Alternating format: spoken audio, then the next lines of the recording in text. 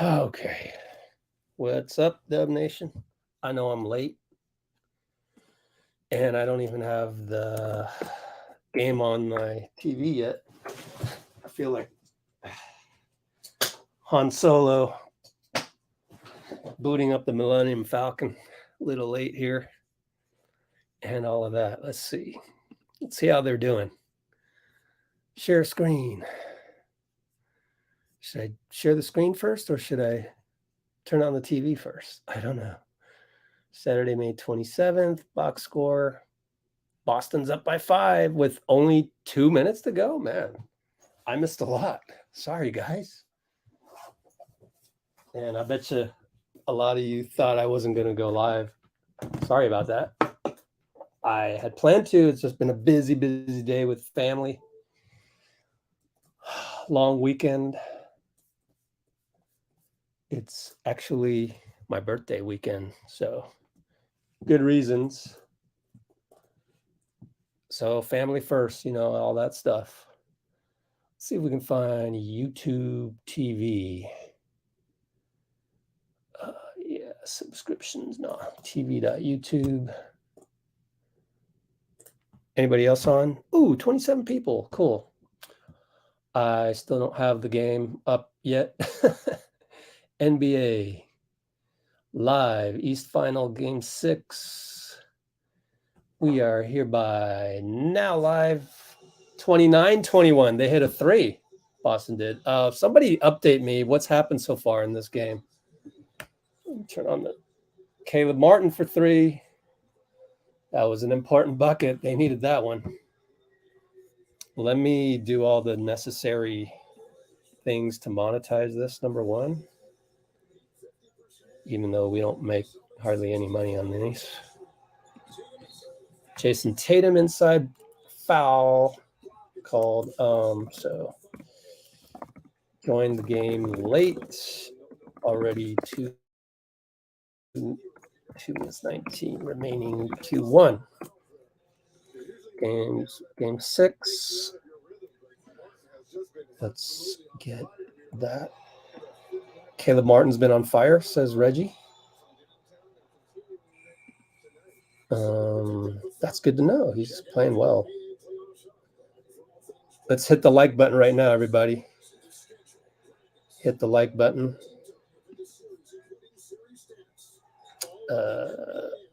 10 likes. 18 concurrents. This is going to be probably our worst performing video ever because I'm late. Pop out chat. Live chat. Shrink the window. There we go. Just Amy here. What's up, Amy? Why don't I do this? There we go. Oh, you can't barely see the. Let's do this. Oh, this. Caleb Martin for 3 again. Keeping the game within 4 points with 55 seconds to go in the first quarter. So I got a DM Nicole back saying that I am live.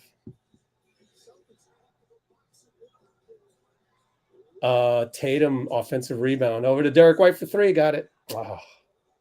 I'm room for Miami. I shouldn't. I should go for game 7, but I'm room for Miami. Bam misses. Jimmy rebound, spins, double fake, no call, missed the layup. Lowry finally gets the putback. 24 seconds left. Boston in bonus, so Miami can't foul right here. How's Lowry doing? Anybody know? Looks like I know Gabe Vincent was ready to go. Let's see. This is game 6, isn't it? Box score, Miami Heat. No, Miami should be on the bottom. Jason Tatum, no good for 3 at the buzzer. There we go. Miami Heat.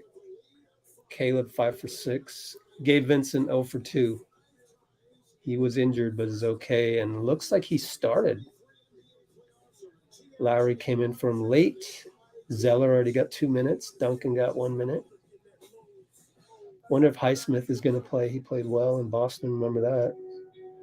And on the other side, Jaylen has been hot. 5 for 6, 10 points. Tatum, only 2 field goals, but 5 trips to the free throw line.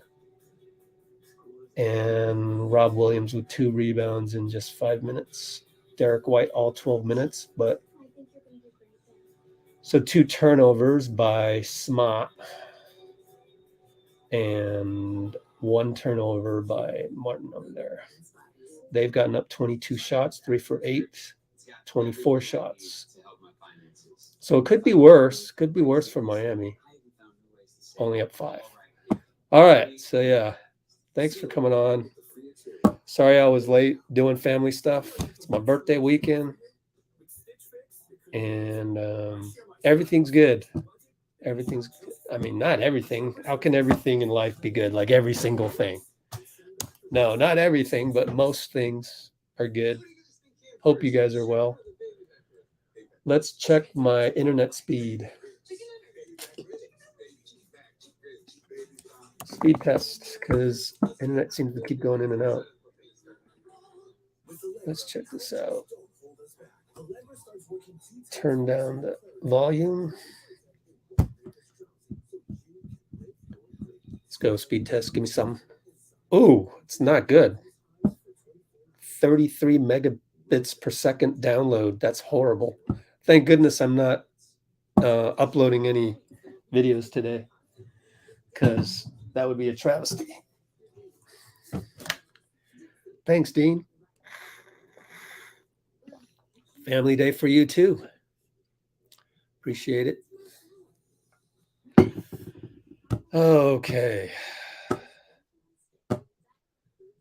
How's the game been? Like, why is Boston up by 5? Why don't I check some of my tweets and we can infer the game recap just from the tweets that I've missed. Let us see. Yeah.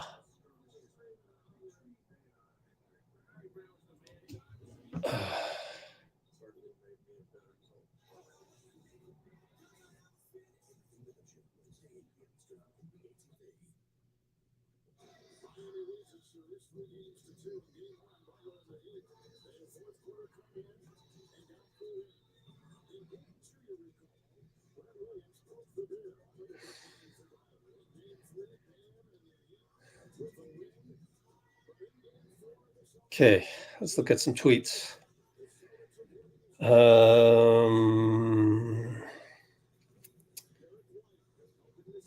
De-dum.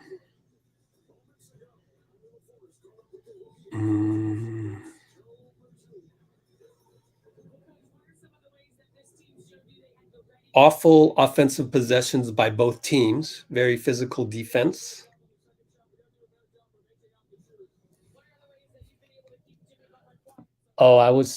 Here we go. We're back to action, so I got to play-by-play. So let's just call it that. Bad offense and good physical defense so far, I guess. Unless you guys have any recaps you can give me. Grant for 3 against the zone. Jaylen goes right over Lowry. Travels, though. They don't call it. Zach Zarba. I noticed that number 15 anywhere, man. Zach Zarba, one of the most overrated officials in the NBA. Yep, I said it. Feel bad for Eric Lewis, man. He's getting targeted. But anyways, he's not on today. Zach Zarba, Josh Tiven, he's all right. James Williams is okay. These are my second-tier refs. So whatever, NBA, whatever. He's saving them for Game 7. Okay. Whatever. Just make sure Scott Foster does either Game 1 or Game 7, whatever it may be. Also, as I said, I do like Eric Lewis. I don't like how they're doing the character assassination on Twitter. Can't just scroll past that crap. The man can't defend himself. I know it's a bad look for the NBA, but it's also a bad look for the NBA to go down this rabbit hole of, oh, what? There's a cancel. There's some possibly legitimate cancel culture on Eric Lewis. Oh, let's look into that. What? No. You should reject all cancel culture. All of it sucks. It's BS, total BS to cancel culture people on Twitter. You should ban all investigations on Twitter. That's crap. You're giving into cancel culture, and that's sad. As a billion-dollar corporation, sad. Kyle Lowry bricks a three as they move the ball around. Got an open shot, but he just left a crack on the window. And Grant Williams will get wide open for three, and he pushes it too hard, way off. So they trade bad threes. Smart nearly steals it, but good dive by Lowry as Caleb Martin got duped by the DPOY, former DPOY. Caleb Martin, though, tries an alley-oop to Bam. Bam wasn't expecting it, and it probably wasn't going anywhere. He kind of dribbled into no man's land, and we got 5-on-5. Slow offense here. Jaylen will go one-on-one against Bam. Reach in by Caleb. Out of bounds, Jaylen. That's the problem with Jaylen Brown. Like, I know some people would love to have him and stuff, but like this stuff drives me wild. It's very Jordan Poole-ish.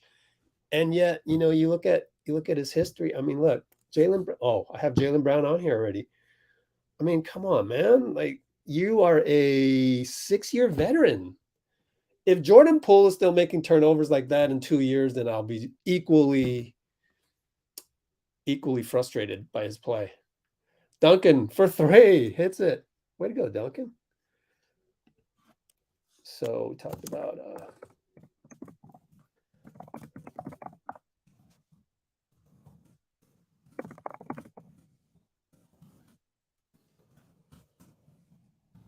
all right, Smart inside Caleb Martin and one. Wow, Smart just bullied him over there.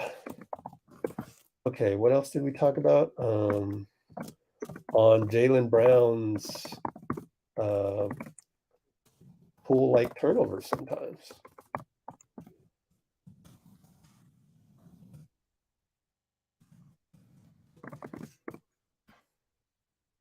Hey, Bean, what's up? Chambers, Nicole's here. Vincent is playing, yes. You can see on the box score here, he's started actually.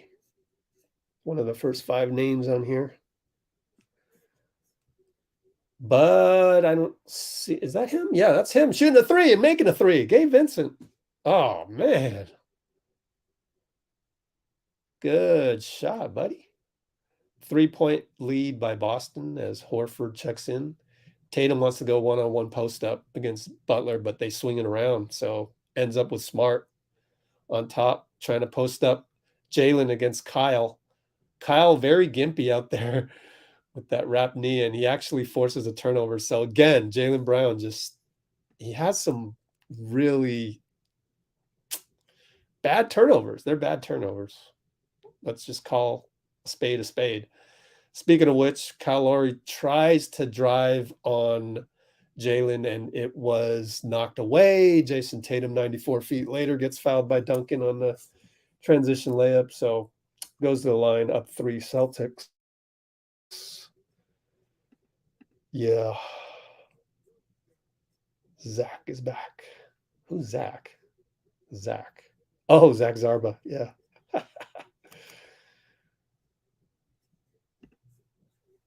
What else we got? Yeah, Lowry isn't helping much. He wasn't helping much last game. Oh, he's a very, very expensive contract going into next year, as you can see on this tweet. I don't want to tweet. I have very bad internet today for whatever reason, so everything's choppy. Like nothing is responding to my movements. But look at that. $29 million albatross contract is what it will be. Gabe Vincent for 3, handoff Bam, timeout Marcus. Marcus is discussing defensive strategy with somebody. And yeah, I mean, basically what happened to the good old, pickup days rule in basketball where somebody's hot, do not let him score again. I mean, this guy was already, I guess he wasn't that hot. I guess I mixed him up with Caleb, my fault. Well, he just hit couple in a row. So you don't want to ever give that up. And we have that problem too. The Warriors have all season, thank goodness the season's over with. It's done. That was ugly. It wasn't that ugly, but it was less than ideal. And the way we lost games sucked. And that was one of the ways we lost games was let a guy get hot. So anyways, let me put up the score. Boss 40. Just in case you can't read it in my background. 40-38. Q2 904. What's everybody doing for Memorial Day weekend? Anything fun? Let me know. Let's see what's going on here. You guys see the news on the Athletics in Vegas? Like, oh my gosh, the architectural rendering was like very second class. Like, how do you even deal with a franchise like this? They do not come prepared. They just want your money, and that's it. They want to swindle you. It's so obvious. Come on, Clark County. Wake the F up and just say no to these fools. Can we have 700 million of your dollars? Here's an architectural rendering, which is like the upper deck is like 300 seats in a row. Like there's not even an aisle. Can you imagine if you had to get in the middle of that? It was just such a joke. F you, John Fisher. F you, man. You're a piece of trash. You're not even serious about this whole ballpark. Like at least put your heart into this new ballpark. They don't care about that. They just want to swindle Clark County out of 700 million. Just awful. Awful. They want that. They want a deal, and then they want to sell the team once they have the deal. Because if you have a stadium, if you have someone stupid enough to just give you a stadium, then they'll sell. It's just so obvious. It's like the whole swindle move that I told you about when I got swindled out of $120 right before a Knicks Heat game right outside of Madison Square Garden. Exact same move. Like, oh, here's some money. And then moves around, tries to lose you in the crowd. He doesn't lose you. Then actually, the ticket office is right. I know another guy over here. Give me, but they're more expensive. So let me get another $40. Oh, okay. Okay, here. Oops. Just awful, man. There's no difference than the guy that swindled me before Madison Square Garden and freaking John Fisher. It's exactly the same move. All right, we're back to action. Tatum up top, attacks Jimmy, fakes, draws a foul. Oh, Jimmy. Don't fall for those. 2 fouls on Jimbo. I don't want the A's here. The one thing I'll give them is that the rendering is right by across the street from MGM. You're going to get a lot of casuals just going to a game just to check it out. You're going to get that. But if they suck, I wonder, it might just be the same horrible attendance. But I think they'd want to sell the team at that point if they got a stadium deal. So yeah, as I suspected, we have the worst views on this video in a long time. I got to start doing regular videos. I have updates. I found out where Wiggins is on vacation. I found out where, everybody knows where, but Jonathan Kuminga has 5 minutes of highlights of his workout, which is pretty good stuff. All right, Miami misses. Grant throws up a prayer against Bam, no chance. Good rebound. Duncan, Gabe Vincent, Duncan, up top Lowry. Pick and roll Bam. Lowry will pop a shot. It's short. Man, he is struggling. Tatum brings it up. Over to Smart. Travels. Late call by James Williams, but the call was made. Just had his mind already 2 steps ahead of him, and he traveled on the catch. But Boston's up 4. This series is so weird. This series is so weird that I don't think this is really a must-win for the Heat. It's such a weird series. They just don't play like themselves. It feels like we haven't had, it'll be game 7 by the time both of them play to their potential equally. Just a weird one. Jimmy gets stuck. Good help, Marcus. Shot clock at 4. Duncan's got to do something against JT. Not the easiest thing. He's just going to throw up a prayer. Misses it. Out on Bam. But they're going to say out on Horford. Bam with the hustle and out jumped Horford. Yep, it is off on Horford. How do you, I guess you have to complain to save face. If you're Horford, you just got to complain. Like, that was so obvious. Everyone within, a 10-yard radius. So obvious that it was off on Horford. And yet you got to kind of go, no, it's our ball. It's just a norm that you have to do in the NBA. Because if you admit that it's off them, then you're not a competitor, I guess. I don't know. Jimmy Butler, line drives, no good. Bam. Rebound. Put back foul. Bam, working hard. And they're going to need an all-star performance by Bam to stay alive. Well, not stay alive there. To, what's the word? To compete in game 6 here.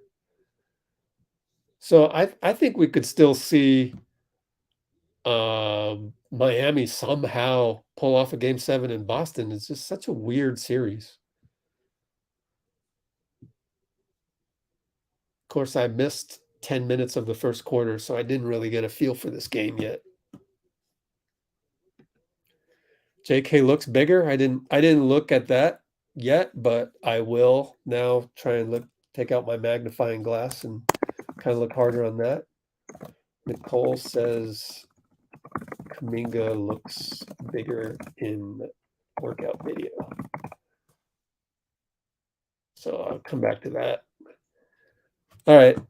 3-point differential. I guess he missed a free throw. And I missed it. Tatum against Butler. Post up right side ISO. They're going to let him cook. Fade away jumper. Good. No chance to block that one, I mean, that's... If Tatum is hitting that, Boston will win. I mean, simple as that. What are they going to do? Got nobody. Nobody other than Bam, and Bam has to cover the big man unless they go zone. It always goes zone, I guess. Anyways, late shot clock. Caleb Martin. Oh, he missed the layup. He had it left-handed. He had it. Should have gone backboard, but he didn't. And just missed it. Boston ball out of bounds.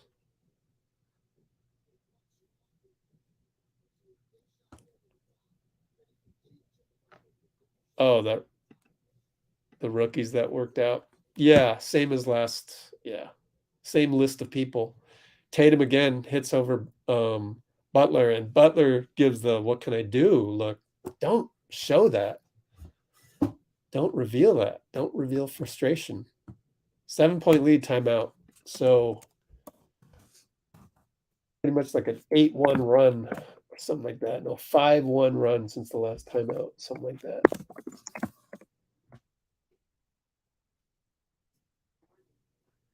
So no news on the pre-draft workouts. I thought back, there's not a single guy I can remember that was at a pre-draft workout that ended up even in training camp.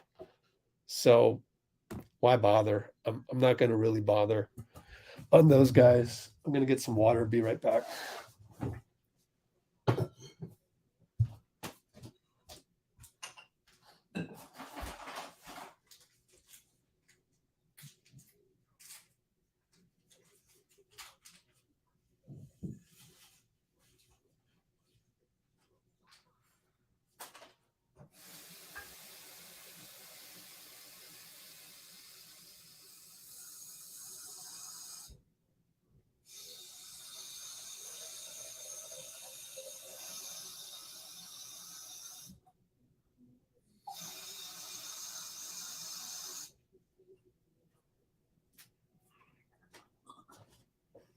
I'm back. Sorry about that. I decided I want to get some Pedialyte, and then I realized I put the powder in, and a chunk fell out. So I don't know if this is gonna make it. Hope there are videos. Really? Coleman Hawkins?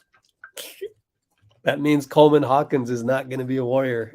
Pretty much guaranteed. These pre-draft guys, no chance. No chance. But you can hope and have excitement over a guy. I look back in the history of pre-draft workouts. I'll do more of that next week to see, but I don't think anyone, like I'm talking a fat zero, has in the last, well, we had the pandemic year, but the last 3-4 years, including the pandemic, so 3 years, as far as we can go back, having that information, none of them have made the team, not even the training camp. So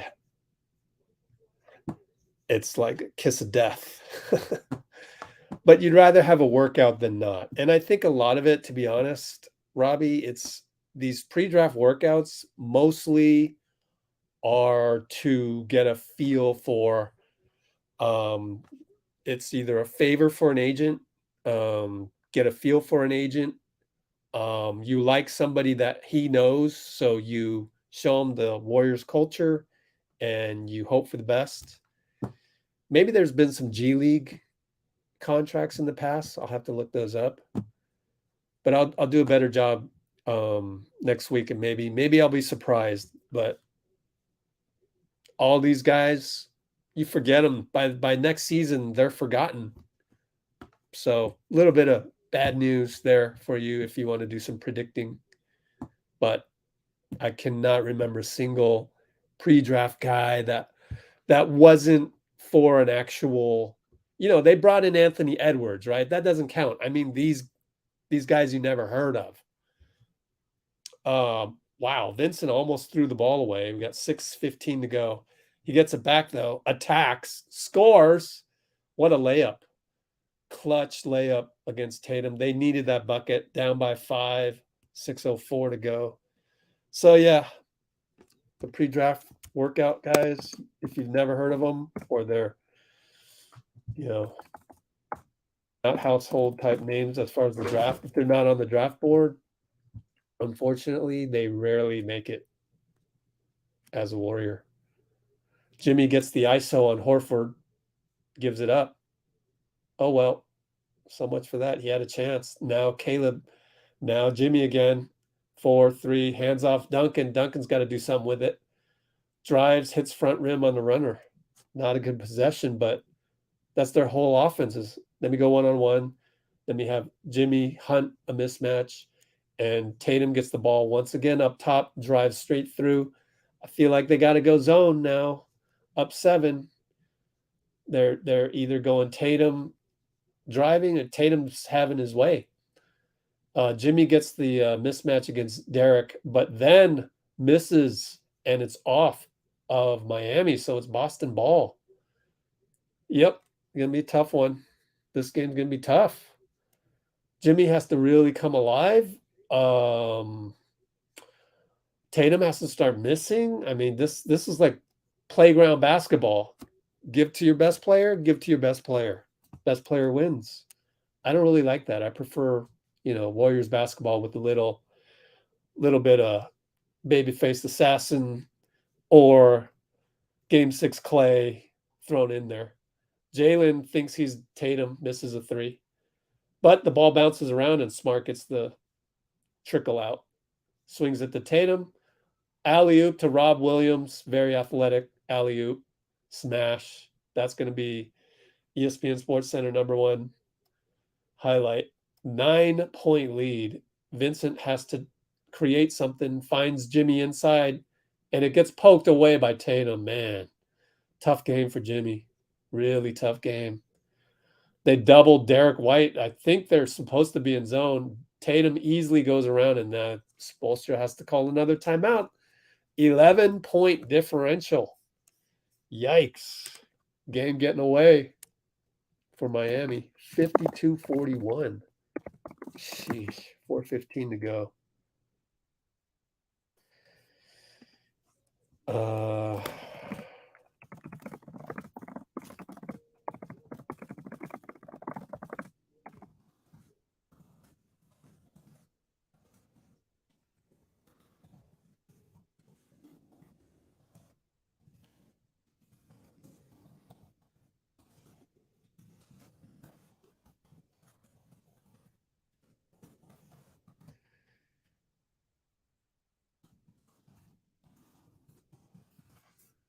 So, Robby, you like Coleman Hawkins. Why? Tell us a little bit about him since, some information is better than nothing, and I have nothing on him.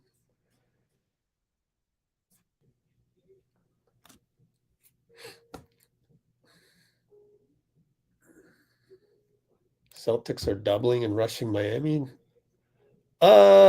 Well, Jimmy has gotten the mismatch that he wanted on the last two possessions. He just hasn't cashed in on it. But the problem is that their offense isn't all that sophisticated. So it's finding those mismatches. Jimmy had Al Horford passed up the ball. Jimmy had the ball inside. Tatum got the best of him, poked it out. This is pickup basketball. It's just kind of like, here's our best player making shots. Here's your best player. Let him make shots. He's not making shots. So that's why I love the Warriors. Much better brand of basketball. Meanwhile, was that K-Love? No, that's Strus. Max Strus came in, knocked down a three. They needed that one badly. They're going to stay in man, and it's going to be Caleb against Jason. Jason goes by him easily and does not draw a foul, but the runner is good.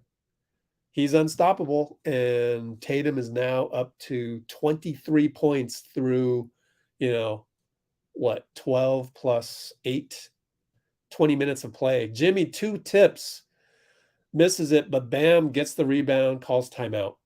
Good timeout. You get 7 timeouts in the first half, so I'm sure they have plenty of them. What kind of shoes is Jimmy wearing? Are those Currys? No, those look like Li-Nings. Jimmy Butler, I think he has his own line. Yeah, he has his own line. I saw a tweet earlier. They look so different. I thought they might be Currys. But anyways, there was so Bam, oh man, Bam got the rebound, but Jimmy was already on the hardwood after missing the tip in, I think. Anyways, he was on the ground and Bam got the rebound and pretty much landed on Jimmy, but then the whole weight came down on Jimmy's right knee. So basically his right knee got banged on that one. Yikes. I hope he's all right. Man, that hurt. 3:27 to go.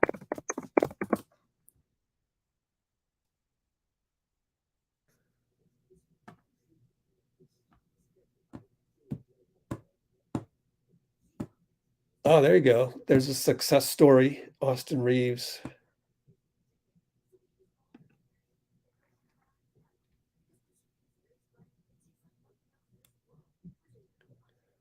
I am going to go and research all of the previous pre-draft. Okay, Jimmy looks all right. Luckily, it's just a quick bang of the knee. He's fine. Only 5 points. Good numbers on rebounds and assists for 1/2, 4 each, but he is now 1 for 8. So 13 on the clock, baseline inbound to Bam. They run a play, but Caleb is stuck, so Bam has to shoot a 2. It's short. Oh, and they tip it around, and Gabe Vincent gets the rebound. Not good boxing out, but he will shoot a 3 now. Gets it. Gabe Vincent playing like an all-star. Keeps it respectable. 7-point deficit for Miami. Yeah, I'm going to go ahead and root for Miami because I need the break. Couple days. Tatum pulls up for 3. No good. But Williams is there. Oh, we got the rebound for a split second, probably fouled by Caleb Martin because his wrist is hurting, but I think his wrist was hurting to begin with because it's wrapped. Anyway, he did get the foul call.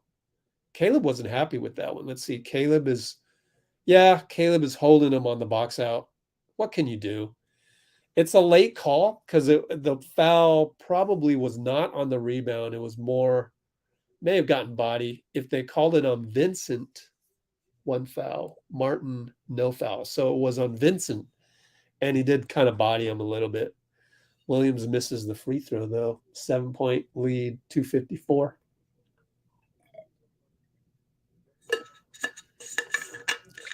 Horford checking in, so they're going to go big for these last 2:54. And takes out Derrick White. So Horford for Derrick White. They're going to go big, probably because Miami's got Strus and Bam at the same time. Yes, they do. Spoelstra says, let's go. After the made free throw. Bam brings it up on Rob, attacks him, loses the ball. Here comes Jaylen downhill. Oh, charges in front of Strus. And again, a lame turnover by Jaylen Brown. What are you doing, bro? But I'm rooting for the Heat today. So those are 3 really bad turnovers. Like basically giving the ball away. Here, have a possession.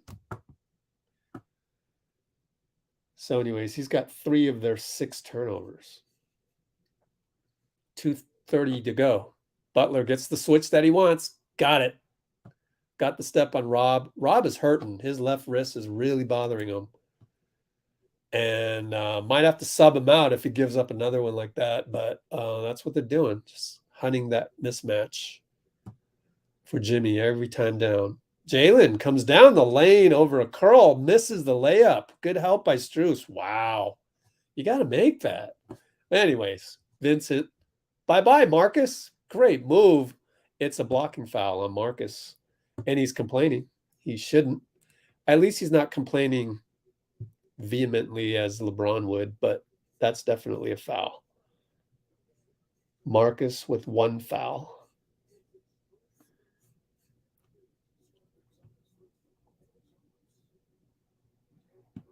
Miami's different. Well, that's because their main man is 6'4", Jimmy. Whereas the main man for the Sixers is 7 feet, and the main man for the Suns is 6'10", if not 6'10", 6. What's Devin Booker's height? So Robert Williams indeed comes out, goes to the locker room immediately, and in came Grant. Jimmy gets the step. Clean block? No, I thought that was a foul. It is a foul on Tatum. He wants to challenge it. I don't think you use a challenge here, but I think he got body. Mazzulla is arguing with Tiven. You know, that looks pretty clean. I'd have to see it one more time. I don't think he got him on the body. I think Jason did a pretty good job, but that's what you got to do. You got to get the step. If they have the step, they're going to get all the advantage, especially the reputation of Jimmy. And I think it's way too early to use a challenge. I don't know. I didn't get a chance to look at the angle of Tatum's body. The angle of Tatum's body could have been a foul, but I don't know. You know, as a ref, I probably would call a foul just because Jimmy has the step. You're at home in Miami, and it's 50-50. You give it to the home team usually. And Tatum only has how many fouls? 1. So you're not jeopardizing him. By the way, Jaylen Brown, 3 fouls. Tatum gets mad, so he attacks and wants a foul. Oh, no, it's clean. Vincent attacks. Nothing. He gets a foul call. Caleb attacks. Sorry, Caleb Martin. Man, they look exactly the same with the beard. So Miami can cut it to 2, amazingly, after this one. So you credit the Strus 3 right when he came in. He got a 3, cut it to 7. And then Jimmy free throws, and who else scored? Somebody else scored, I think, by probably free throws. Maybe it was Gabe. Yeah, it's probably Gabe Vincent too. So they can cut it to 2 now. Yeah, Gabe Vincent, I think he made a 3, actually. No, he must have made a 2 because the difference was 7. It's going to be 2. You got the Max Strus 3, Jimmy 2 free throws, and Gabe Vincent before that. And it doesn't add up. Caleb Martin 2 free throws right here. So now they're down 2, 125 to go. Smart brings it up. And Vincent is playing so well. Golly. Playing like an all-star. We got to look up his contract, man. Foul on Martin against Tatum. It's a rip through, though. But they're both in bonus. So 2 foul shots for Tatum. Easy money. Easy money sniping right there. KD style. Just KD, Devin Booker style. Just, I'll draw a foul on you, because I'm the man. That's how they play. We are different, though. The Warriors do not play this way. I like the way we play, and I have to tip my hat to Steve Kerr for that.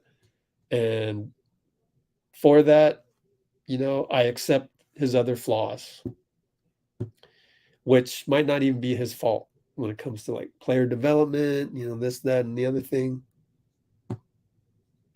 I'm okay with Steve Kerr completely. Anyways, Gabe Vincent, minimum contract. Wow. Well, Tatum made both free throws, up by 4, 104 to go. Gabe Vincent pulls up for 3. It's short. Smart rebound. So, a lot of hero ball left and right. That's just how it goes. Horford for 3. No good. Rebound, Caleb. These 2 guys, Caleb Martin, how much is he making? Pretty good salary. Mid-level, it looks like. Anyways, Jimmy gets the matchup he wanted against Derrick, but passed it off to Vincent, and he misses a baseline drive against Horford. Not an easy one to finish. So with 27 seconds and a 8-second differential.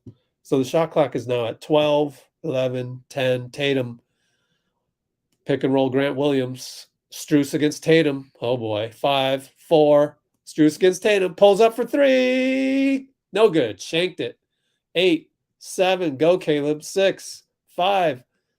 Finds Bam. Bam has to shoot it. 2. Shoot it. Fade away. Missed it. 4 points. This is ugly, man. I miss my Warriors, man. Some ugly basketball, man. You don't know how blessed you are.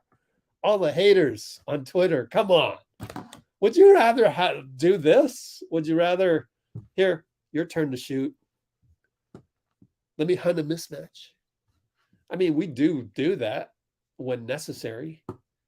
I think that when we met up with the Lakers, we were just got into some trust issues. If Kuminga had just played well against Sacramento, if maybe Steve Kerr wasn't as dead set on earning your minutes, but then again, maybe in the long run, JK becomes a better player that way. Only time will tell on that. We just needed one more dimension against the Lakers, and we would have been able to get another shot off rather than Steph and Klay missing a whole bunch of shots in the first quarter. And that doomed us as they countered with their, let me just post up people left and right. Post up D'Lo. So we needed one more fence bender. Should have been JK. Didn't work out. I can't blame Steve Kerr any more than I can blame JK himself for that. Therefore, I'm just okay with it. It is what it is. And you hope that we play better next season. I don't need to make roster changes. I'm happy with the team that I have. Just play better. Starting on day 1. We don't have to go to Japan. We're likely not going to punch anybody. in practice again. And also Steve mentioned in his previous interview, I forget which one, KNBR maybe. I'm going to transcribe that. It's actually already been transcribed. I just need to cut and paste onto our website. And I want to have a good birthday weekend, Memorial Day weekend, and not overwork myself and not have that stress lingering over me. So I'm going to wait until next week, maybe Tuesday, maybe Wednesday. Hopefully we'll get Bob Myers on the podium as well, just as content coming down the pipeline. And I need to talk about Bob in a minute as well. And Steve said that when the punch occurred, they also lost practice time because they're dealing with that, right? So a lot of things happened, man. So I don't even know how to put this in the notes. I can't blame Kerr more than I can blame Kuminga for JK not playing versus Lakers, but just that extra dimension is what I think we needed versus the Lakers. And so we had a very short bench, I feel. This is all in the context of how boring I find these Celtics-Heat games. Sorry, I really do find them boring because with the Warriors, we're spoiled, man. We're spoiled. So I'll be right back. Caleb has a twin. Yeah. Yep. We talked about this when Dean was on. Yep. Cody lit us up. Remember? I'll be right back. Restroom break. Be right back.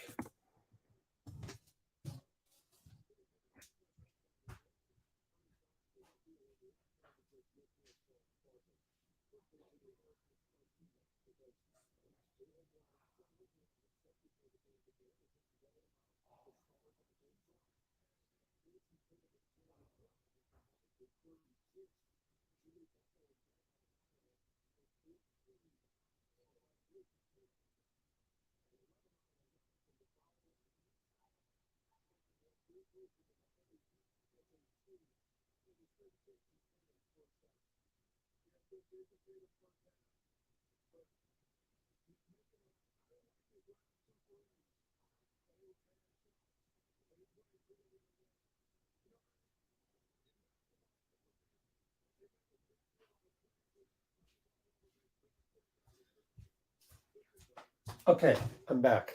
Let's talk about Bob. So I need to update last time, last live stream, I said Bob Myers was in LA for agent pro days, but now based on an interview the other day from Kevin O'Connor, he revealed that he heard Bob wasn't attending the LA pro days. And that's why he missed last week's podium.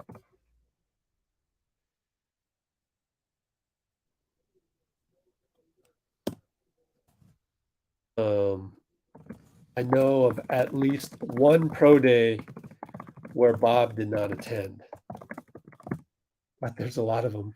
There's Clutch, there's WME, there's, a bunch. So just because he didn't attend that one doesn't mean he's not involved. But it also does mean that he might not be involved. So, but in any case, Myers is supposed to take the podium next week.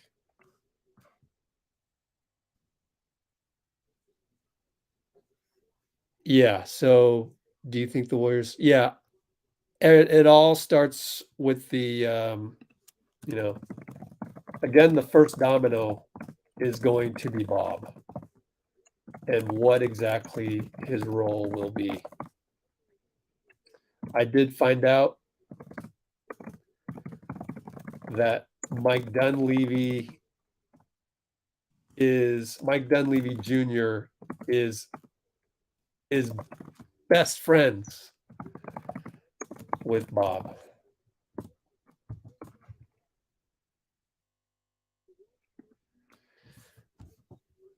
So yeah, Bob is the first domino. So don't even think about anything else except Bob for right now, as far as the Warriors are concerned.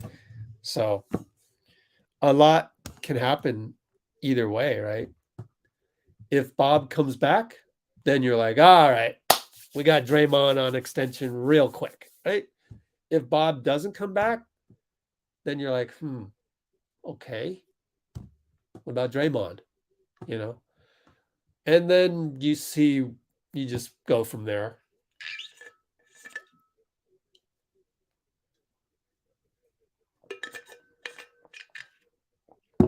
A lot of ifs, a lot of what ifs, right? Just give you a taste. So 51 mark. A lot of what ifs. If Bob comes back, then we're probably good with the Draymond extension. If he doesn't, then Draymond is the next domino, right? I mean, he's the next domino both ways. Then you go into what ifs with Draymond.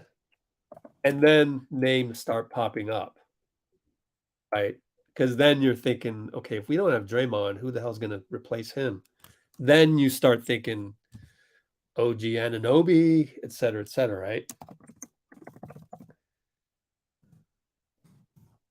And then once you're talking about OG Anunoby, you've got to throw Poole's name in there because he's the only contract that could bring back an OG Anunoby, assuming Draymond walks, or I don't know, maybe the Lakers offer Draymond something spectacular, and I don't know. We do a sign and trade with the Lakers. I don't know. Why would Draymond want that? Like, why would he saddle the Lakers with the hard cap? Too many what ifs. I don't even want to think about that. Like, then you go off all these tangents, and now you're getting paranoid. So let's just take one problem at a time, one domino at a time, and not get ahead of ourselves. Lonnie Walker was also a factor in that one of those games. Yep.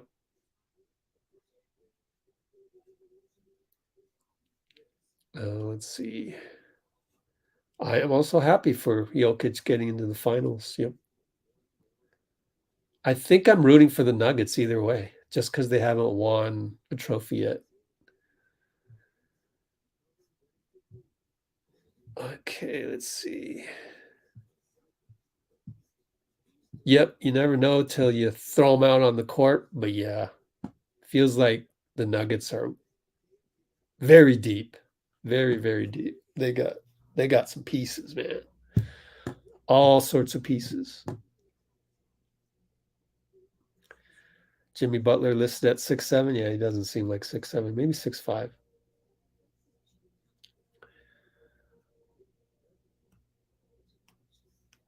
Exit interviews. Yeah, we'll see. I mean, we'll see.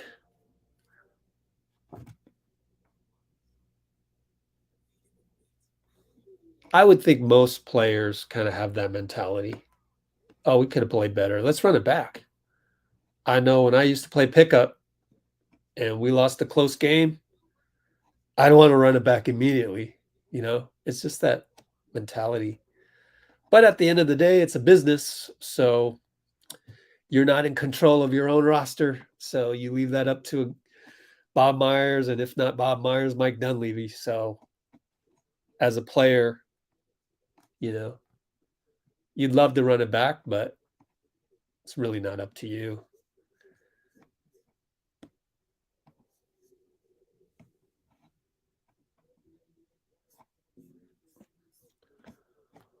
All right. But the thing with this salary cap table is we still got Steph until 2026. So it's going to be fun times for at least 3 more years.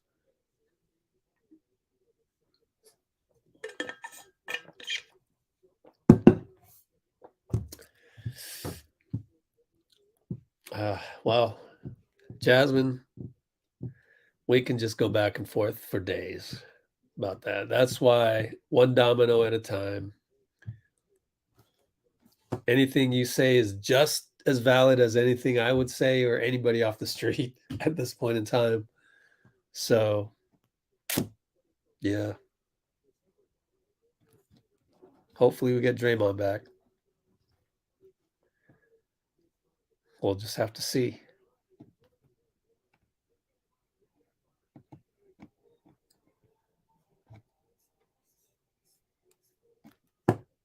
Still wondering why. Oh man, see, that's we're the channel where we encourage you not to think about that. Don't think about those what ifs. You can go nuts. Oh yeah, I'm wondering if Chris Webber would have led us to the Western Conference Finals if he didn't have a thing with Don Nelson and stupid Chris Cohan decided to go with the coach at the time. I would have definitely rather have Don Nelson fired than Chris Webber traded back then. So you want to talk about that stuff? Let's talk about that one, right? So I want to encourage you to avoid the what ifs. You're gonna kill yourself that way. And any other channel, any other radio station, they would run with it. They would love to go into all the speculation and stuff, but that's just entertainment. And why would you? There's different forms of entertainment. Here's my entertainment. Let me show you my entertainment. My entertainment is this stuff, which I hope to do a better job on this channel during an off season, but give me a break. It's been a busy, long, tiring season. I'm kind of taking a break right now, but this is the kind of content I deal with here with Let's Go Warriors. I don't do the what if thing. I do the, oh, check this out. Damn it. Well, Jonathan Kuminga, just imagine that in motion. Okay. I don't feel like logging into Instagram and showing you my username and password. You'll just have to trust me that there's a video of Jonathan Kuminga right here. That's my content. You guys should consume that. Don't get addicted to this. Oh, if we would have had this guy and that guy, and let's trade for this guy and that guy. I would prefer to focus on what we have and available content for that. And that's the thing on the radio and on Twitter and on any ESPN show. Like, we can show some workout videos of Jonathan, but that's it. It's just a couple minutes of it on to the next topic to yell and scream about. Whereas I'm going to do a whole, 7 to 10 minute video on Kuminga, of which half of it will be workout stuff and half of it will be me talking about Kuminga. It's not a whole lot to go off of. And a lot of it will be my opinion and my trying to say, hey, look, Kuminga could have played better. Maybe I should do an X's and O's of how Kuminga played against Sacramento to show exactly what he messed up on. That's maybe next month or something. I don't know. But yeah, I want to, that's why I want to do a video of just actual Warriors content, whatever it may be. Steph is with Aisha. They're vacationing.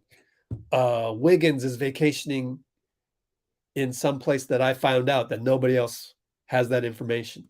I'll reveal it on our website later this week. So I want to encourage you to start thinking about that stuff. That's my diatribe. All right, Celtics miss, and now we got 2-on-3. They do a good job of getting back. Jimmy against Jason. Swing over to Strus. Nice swing. Oh, in and out, but look at that tip in by Bam. So what we like to do on this channel, by the way, my whole diatribe was information, not entertainment. So when you're thinking speculation, kind of think of it as that's entertainment. That's for you to feel outraged and won by Jaylen inside post up against Caleb Martin. That's what Jaylen needs to do more rather than the turnovers. Anyway, the physicality of Jaylen Brown is something that he would be a regular All-NBA selection if he just did that. He's going to be a max player regardless, but he would be All-NBA every single time. I don't know if he is All-NBA. I should probably look that up. Oh, they're going to challenge this. Spo saying he hooked. So let's see. All-NBA teams. And if it's on him, Stan Van Gundy is saying that might be his fourth foul. Be careful. So this is a big challenge coming up, and it's a good challenge. Good one by Spoelstra. Yep, Jaylen is All-NBA. Second team. Yeah, my bad. So there's plenty of names. It's going to be hard to crack the first team. You have to be playing out of your mind. All right, Jaylen's second team. I don't know. He's got too many turnovers. So he'll get paid. And I would say overall he deserves it. He deserves to be second team, all NBA. But I see those flaws, all those turnovers. Now, if he does more of this physical offense like he just did, not settling for the threes and turning the ball over, then he is really like up there with Jason Tatum. Like he's just a notch below Tatum, but if he's got room to grow where he can be right up there and just be a little bit better. That's just my opinion on Jaylen Brown. But so yeah, going back to the whole diatribe that I went off on is, to me, it's about information versus entertainment. So if you want to think about, oh man, I keep wondering if Wiseman would have helped us against the Lakers. Well, I encourage you not to think that, because that's really just entertainment, because that's not real. It's not actual like information that'll help the team going forward, unless you're talking about let's go get another Wiseman. I think we had to make the trade to get Peyton. We improved the team that way. Gary Payton, fully healthy for a whole year, is going to really be good for us. You'll see next year. Him only getting a couple games after we traded for him, been a tough season. And again, I'm glad it all happened to us in one season. Let's get it all over with. All this bad luck, get it over with. But anyway, back to the information versus entertainment. So if you're sitting there going, gosh, I wonder what if, just know that's entertainment.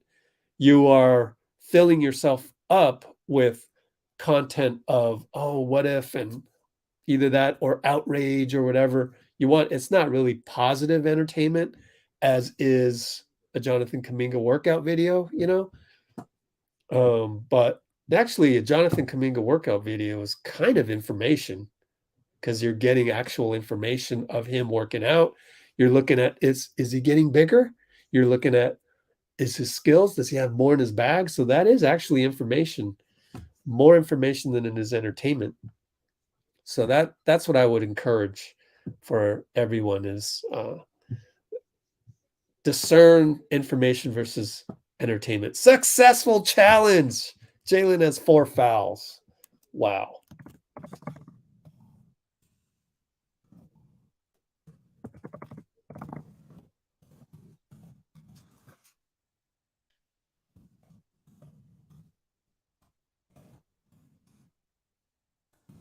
All right. Miami ball, and they're only down 4. Jaylen Probably got taken out. Nope. They couldn't wait. Why not take him out of the game? Wow. 4 fouls. Just ISO him, but whatever. Vincent attacks Smart, gets a foul call. Smart can't believe it. Looked like a foul to me. Let's see how many fouls he's got. Second, and I wonder how many team fouls. They're only going to put the bonus light up when they get 4. So it's a side out. It's only the first minute, 11:05 to go. Spoelstra still talking about the hook with James Williams, probably saying he should have got it right in the first place. I had to waste a challenge here with 11 minutes to go in the third, man. That's probably what he's saying. And so James has to, Al Horford just knocked the ball away from Bam. 10:52 to go. Jason again drives, but now it's out on him. Someone poked the ball out a little bit. But man, he's getting that first step on everybody.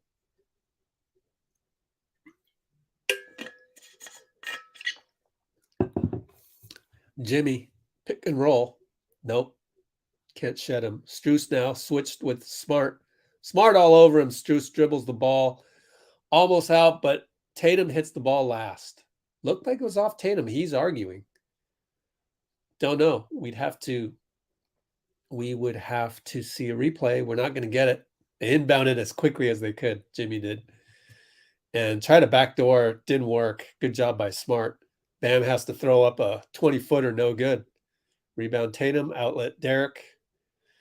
Boston still up by 4 in this very slow-paced game. Very boring for me, but here we are. We got to get together, us Warriors fans.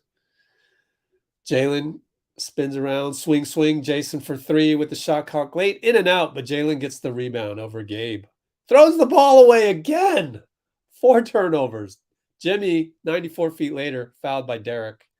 Stares at Derrick for a millisecond. It stares at him again. He didn't like the physicality of that foul. So Jimmy will go to the line, and maybe Jimmy's kind of going, you thought you could physicality me? No. I'm stronger than you, bro. That's probably what he's saying. But anyway, it's going to be a side out. It's not a shooting foul. Wow. Boston. So, it was a block shot then. Wow, okay. That's why Jimmy was staring. Actually, man, that should have been a foul. But anyway, now I got to say good defense by Derrick. Anyways, Jimmy attacked, got fouled by Horford, reaching foul. Wow, no call. So Jimmy's a little bit livid. Side out again. That's got to be at least 3 team fouls with 9:54 to go. Bam gets the inbound against Al. Handoff to Gabe. Attacks the hole. Back to, now they call the reach in on Al. Great pass by Gabe. Bam appreciates it. Goes over to peel Gabe off of the floor after he drove. Put his head down. Got his shoulder in front. And dished it off to Al. Jaylen's finally going to come out of the game. Was that on Jaylen? Jaylen tripped Gabe. That should be 5 fouls on Jaylen. 4th personal? I thought he had, okay, maybe that's why. I was off by 1 foul this whole time. Maybe Stan was. Stan, what's going on, man? I think they're off by 1, but whatever. Okay, I was wrong. He only has 4 fouls, came out of the game. They miss. Jason Tatum rebound. Here he is. Corner to Marcus Smart. Flyby fake. Gets the 3. Are you kidding? Wow. Marcus Smart can do flybys. 7-point differential. 9:18 to go. Gabe gets the step over to Strus in the corner. Drives against Marcus. Draws the foul. Marcus says, my bad. Marcus admits to the foul. Okay, so 4 fouls. Interesting. Need a big man to help out Looney. I kind of disagree. We just need a fence bender. That fence bender is JK. You are not going to be able to find an impactful guy off the bench for a veteran's minimum. So stop saying we need a big man. Say who the big man is, right? If you're if you're an elite basketball fan, you would say who that big man is and give us suggestions. Not to say you're low IQ. I'm just saying if you were super high IQ, you would give us some suggestions rather than need of this, need of that, need an XYZ. That's just complaining. I'm encouraging you, go out and do some homework. You only got 29 other teams to click on here, bro. Click on them. There's only 29 other of them. Go find me a big man and we'll discuss. Right? Don't just say it's too easy to say. Oh, we need a big man. That's too easy to say. In fact, me saying JK could play better and be a fence bender, that would have changed the series. Say that at least. Don't go to that easy answer that everyone on Twitter is saying. Be different. We're the 1% of 1% on here. I mean, I appreciate you being on here. I'm trying to get you from, high level to elite level right here. Don't take it as I'm dissing you or anything. I'd rather you be here than not, believe me. You're not coming on here and throwing anybody under the bus. That's great. Check. That's like our minimum check. And so you've been contributing good stuff. But the part about need a big man gets a little needy for me. And also, I'm just not sure that there's a big man out there that fulfills a veteran's minimum. That's maybe not named Jamichael. I mean, Jamichael could have played better, but he got a leg infection and he got sick. COVID leg infection, misses a whole month. Everything that could happen to us happened to us. Miami down 4, has the ball downhill, but Jimmy gets swatted by Derrick. Derrick White. Really playing like that second team all defense that he got. He's playing well. Clean block. That's 2 blocks. But Gabe Vincent scores, loses a shoe. It's 5-on-4. He might have gotten fouled there. Could have been an and one. He's shoeless. He's got to hold the shoe in his hand. Fouls on purpose. And Gabe complains to James Williams, you should have called a foul over there, so I didn't have to foul over here. Miami is in the bonus, though. 14 fouls, as Nicole said, and now we can see the bonus light. Let's see if, yep, Derrick pushed them. Wow, they're missing a lot. Wow, they missed the Al Horford reach-in, and they missed that one. If I'm a Miami fan, but we've seen this from these guys before. James Williams, I mean, the second-tier refs here, you want a Game 6 to have, Ed Malloy. I guess you'll get Scott Foster in case there's a Game 7, but I don't know. They don't have any elite refs in this one. This is like 7th, 8th, and 10th best refs in the league right here, or 12th. It's not the top 5. You don't have a single top 5 ref in this one. Anyways, they miss. Caleb Martin, 1-on-1. Horford missed the 3, pulled up on the 3. I mean, good choice. I mean, you're against Horford. Now Missoula timeout, so now I can take a break, catch up to you guys. Let's see. But I don't blame you, Fazio. I mean, I was hard on you because there's not much else to talk about these days.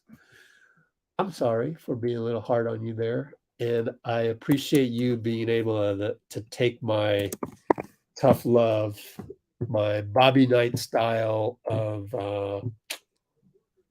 I don't know, analysis? I don't know. Hello, Dub Nation. Whoa, Roberto Casas reporting for Let'sGoWarriors.com from the American Century. We always get this when Edgewood Apple Music comes out of nowhere. In State Line, Nevada. Let me find out where Mark this Mulder, is coming from. The former Oakland There we go. I hate Apple Music. It always just plays on its own. And I don't know why it plays our old podcast from like 5 years ago when we covered the golf tournament. And I can't find my Google Chrome. StreamYard. There we go. Oh, man. Hold on, guys. Technical difficulties. Oh, but you never know. Bob Myers or Mike Dunleavy might pull something out of thin air, pull a rabbit out of the hat, and boom, here's your big man. I don't know. I just don't want to get too needy. That's all. Dean not available. Yeah, he's working hard out there. Thank you, Amy.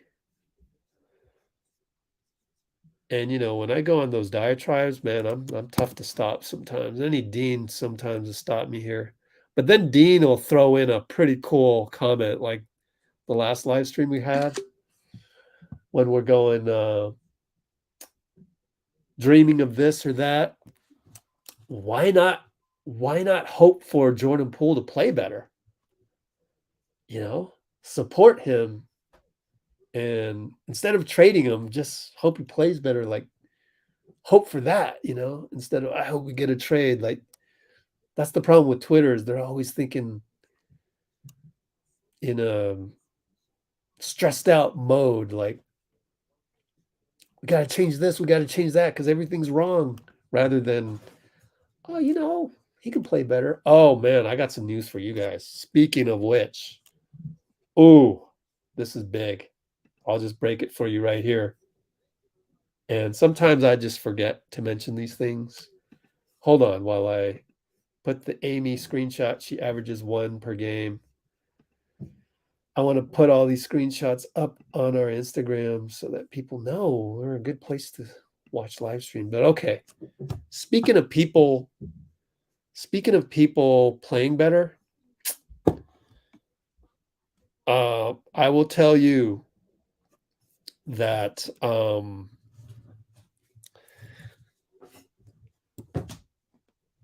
Klay really feels bad about how he played. I'm just going to say that. I'm just going to leave it there.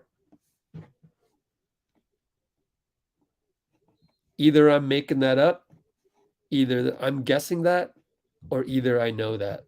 I'm not going to say which one it is. But you guys know Klay. You know how much heart and soul he puts into this. And I think that's so, typically mean of all the people on Twitter. It's just like in life. They're stressed out.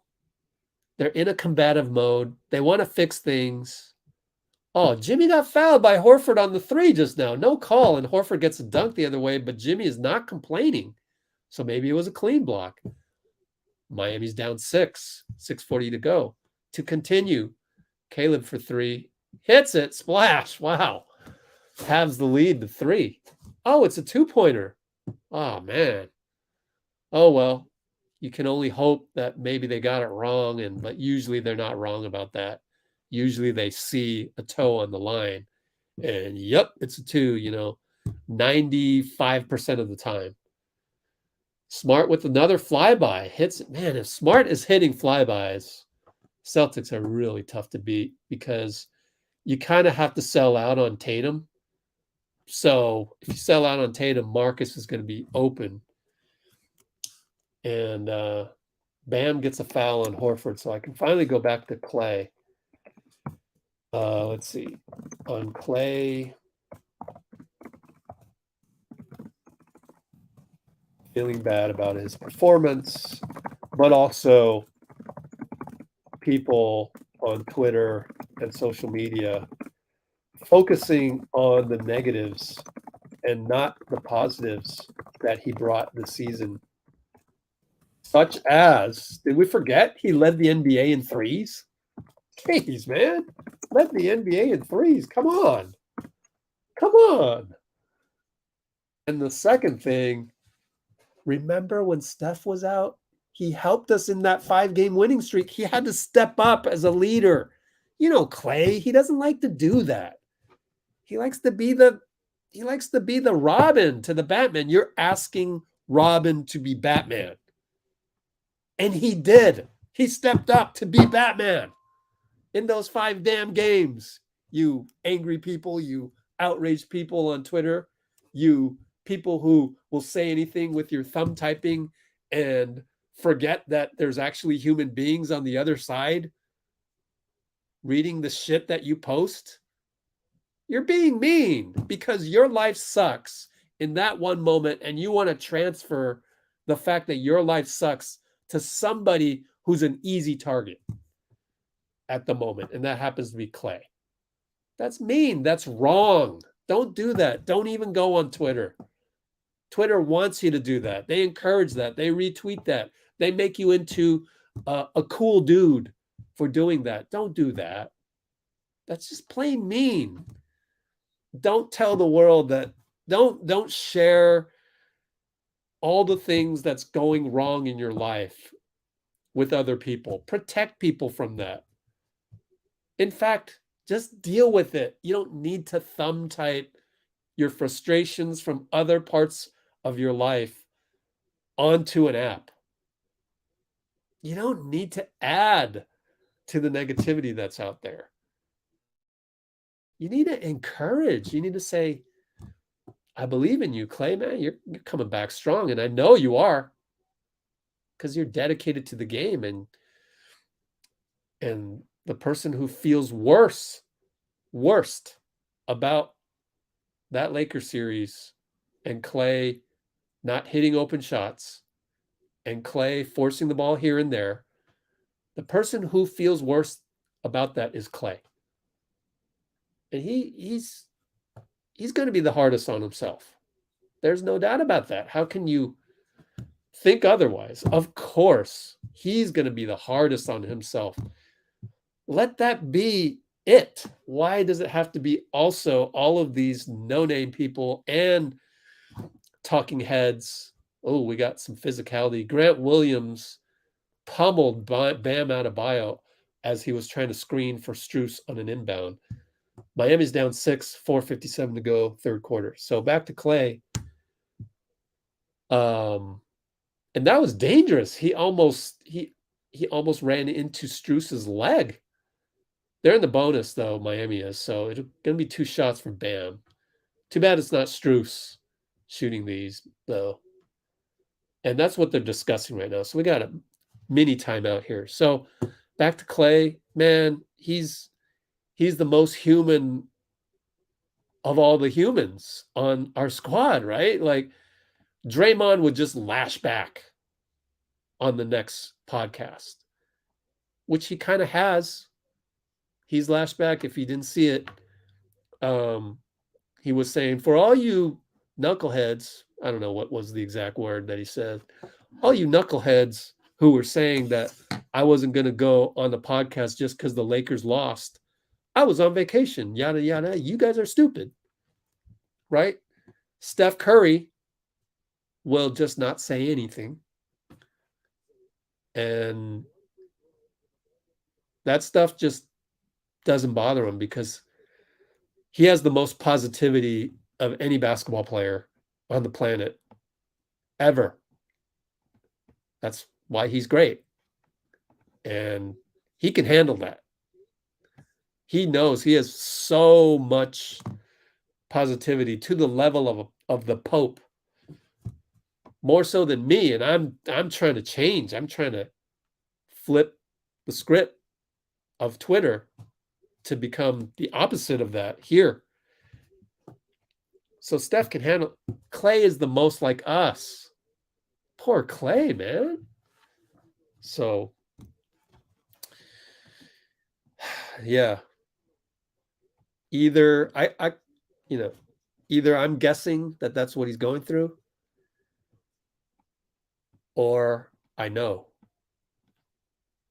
So I'll leave it up to you to figure that one out. So, and became Batman when he only wants to be Robin when Steph was out for that 5-0 streak. That was freaking heroic. Freaking heroic. All right, so we're still in the timeout. Let me catch up on the Yep. Here's the thing. I respect that comment, Percy. Here's my rebuttal actually to that whole thing. Let me put you in the comments, but my rebuttal, go look at Nick DePaula. He's got an article which is very Air movie like, okay? That story on how LeBron signed with Nike makes me understand why Draymond is so tight with LeBron.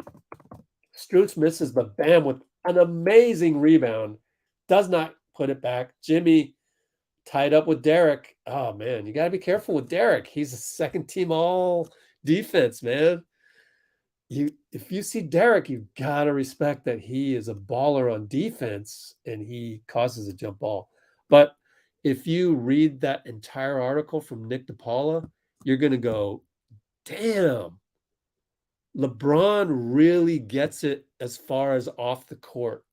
He understands the dynamic of coming from the hood, having knowledge when other people don't think you have knowledge, spreading the wealth to the guys you grew up, to the boys in the hood, and maintaining that equilibrium throughout. And I think Jaylen Brown clutch jumper against the zone. And I think Draymond recognizes that, and he recognizes LeBron's greatness in that aspect. Yes, we can't stand when he flops. We can't stand when he complains to the ref, tries to win the ref over. We can't stand when he just goes with the bully ball attack and there's nothing we can do about it. Looks like there's not a whole lot of basketball skill involved. Robert Williams dupes Caleb Martin into a foul and one in the post. Should have just wrapped him up immediately. Rob Williams is not going to make free throws on a regular basis. So Martin screwed up there. Just and one for Boston. Good on Rob Williams. So back to the Draymond LeBron dynamic. After reading that article, I kind of understood why Draymond is drawn to LeBron. And I don't really have a problem with it. So go read that article and it might change your perspective on why Draymond is so effusive of, is that the right word? Of LeBron. All right. Butler, no good. He had Derrick White on his heels, missed the turnaround. So, man, suddenly they're down 11. Man. Oh, gosh, what are they going to do? 3:28. Now Jaylen Brown's come alive. He draws a foul on the attack as I think they're playing some zone. I got to look more closely. They're doubling way out there on Jason. Either they're playing zone or they're just automatic double on Tatum, and Jaylen's making him pay. All right, what do we got? Dean in the house. Always good if Dean's in the house. Don't do it at the expense of your teammates. What did he do? Draymond's praise of LeBron is at the expense of Steph Curry? How, though? Dean. So they were checking a flagrant. I was going off on Klay and Draymond for a bit there.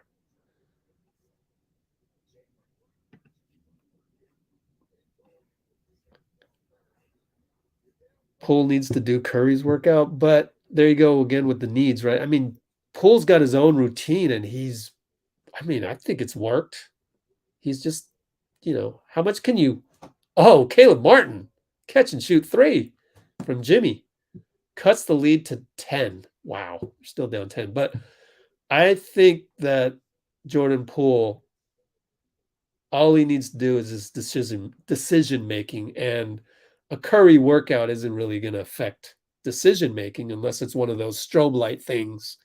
Maybe that one does, but don't worry about Poole. He's good. Oh, goaltending on Jason Tatum, not called, but Jimmy got the rebound and he missed. Oh man, but it's a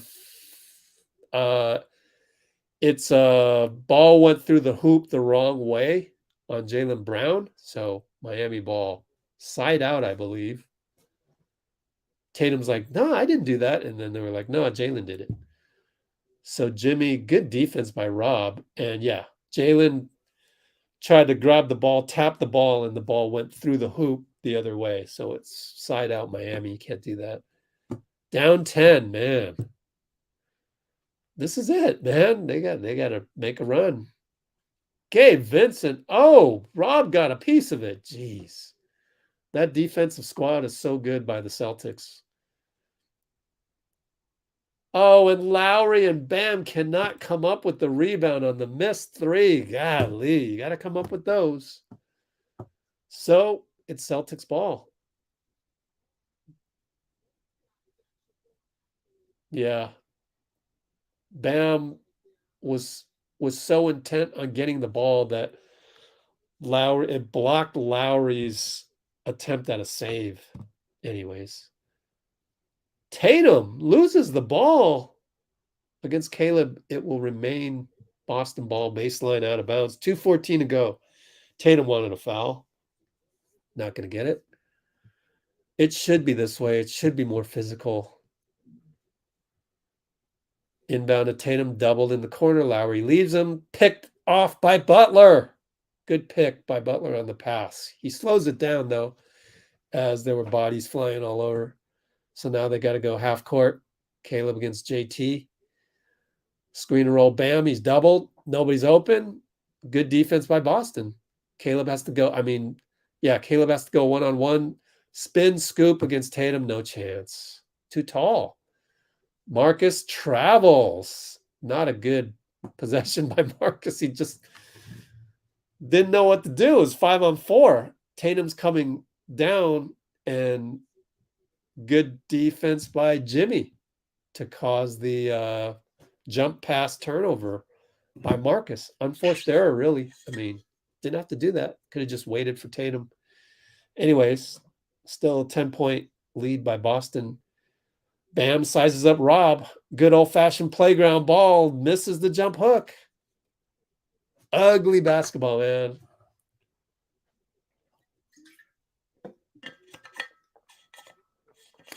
There's only a few teams built like the Warriors, and most of them don't have the firepower.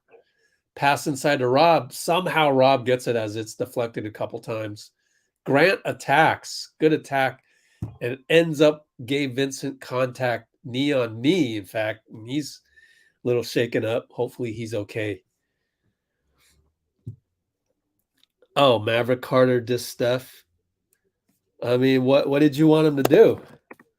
I mean, Mav is his, what you call it, breadwinner, getting him on TNT, etc. What did you want? What did you want Dre to do?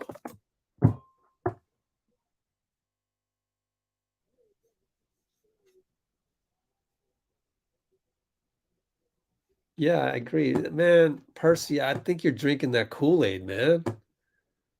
You're drinking that Kool-Aid that's been passed around on Twitter. Oh, Draymond, this, that, and the other thing. Come on.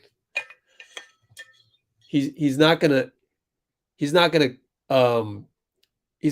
not show his love for LeBron. That's just who Draymond is.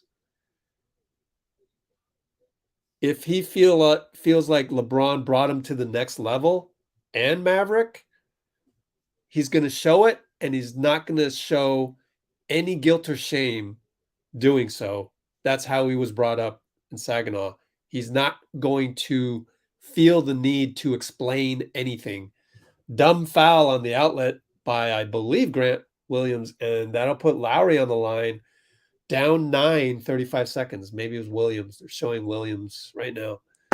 Let's check his fouls because that's going to be important. 2 fouls only, so they're good. I was fouling Williams. I looked up and Grant was in the vicinity, so I couldn't tell which one it was. So, it's really easy to just go, oh, Draymond, this, that, the other thing. But I think peel the onion a little bit more, and it's just a loyalty thing. He's very loyal to LeBron on business-related things, and I can't really blame him for that. Now, my detractors will say, "Oh, you're biased. You're Mr. Optimist." Of course, you're going to say that. But me being an optimist brought me to that conclusion.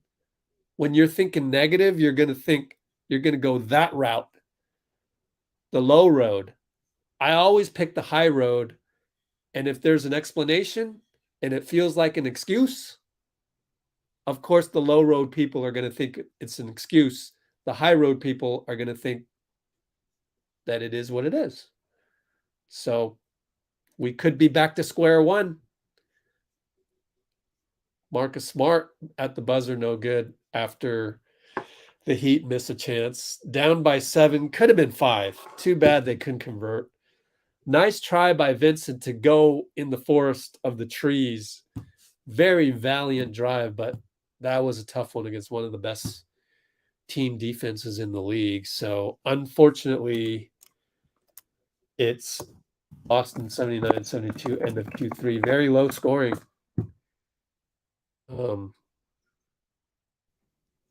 Tough for me to watch. I'd rather sit here and defend my guys, Klay, Draymond, and Poole over and over. So, I get it. I get how it looks bad. I understand it. It looks bad. But then I go, well, I mean, that's Draymond. He never really has to explain himself because that's how he's brought up. I would love for a journalist to go ask Steph Curry about Draymond and really dig into that. If I ever had an exclusive with Steph Curry, I would ask him that, right? Because nobody's thought of that yet. And then I would ask about Klay. I would, all these difficult questions and anti-Twitter type things. And then I would ask Steph, what do you do when you see the hatred on Twitter? But he's become such a saint that the people on Twitter know better. They're not that dumb. We want to attack people who have weaknesses, right? I think there needs to be more education about what Twitter does to you as a human being. The character assassination on Eric Lewis, the best ref in the NBA right now, absolute travesty. For the NBA to admit that they're going to go into that and investigate, absolute travesty. And people cannot see how bad of an influence that app has become. Twitter is all about negativity, completely, pretty much 100%. So, anyways, tell Maverick, don't insult my teammate. Yeah. Yep. I get it. But then again, Maverick just got you on TNT. It was right around then. And kind of has to bite his tongue. I can see that. But I'll be right back. Restroom break once again.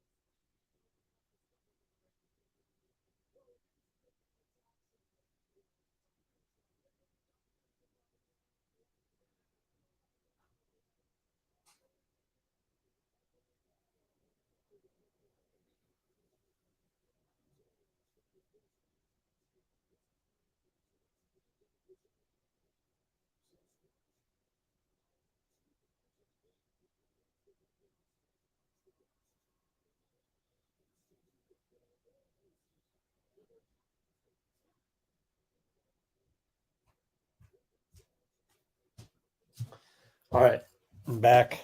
Just the final thought on that. Percy, it's like I always want to show Let's Go Warriors from an 18th, 19th man perspective. And when you're part of the squad, you just roll with your teammates. Just roll with them. So I know your argument's going to be, well, why didn't Draymond roll with him against Maverick? Yeah, but I don't know. I'm just always going to try and not be outraged about something, you know? That's kind of it. I don't want to be outraged. I don't want that feeling. Pretty nice cut by Duncan Robinson to get the ball from Kyle Lowry, who was basically stuck with this pivot foot under the hoop. And thank goodness Duncan Robinson cut because he got a layup. And now it's 3 points. And I must have missed another bucket by Miami before that. So I'm sorry I missed that because now it's only 3 points. This could be it for the Celtics as well. Gosh, gonna be a gritty fourth quarter. So I'm still gonna try. I'm still gonna try and change your mind, Percy. I that's my job. So I want you to try and not feed on that outrage. Oh, Jason Tatum. No, Derrick White for 3. Man, Tatum's on the bench, meaning he's getting a rest. He's already played 34 minutes. Probably end up with what? I think you got to bring him in with 10 minutes to go. Let's bring him in. 2-minute rest plus the timeout of the quarter break. Lowry with the tough bucket against Jaylen. He finally came through. Down 4. 9:56 to go. Plenty of time. Plenty of time. And Jaylen over to Derrick. Oh, Kyle Lowry, a little too much physicality, blocking foul. Right here with Tatum on the bench, they've got to, score every possession. They've got to. Oh, Klay was live from his boat earlier. Nice. Yeah. Sucks that it was that Twitter handle, but I'll check it out. Thanks, Nicole with B.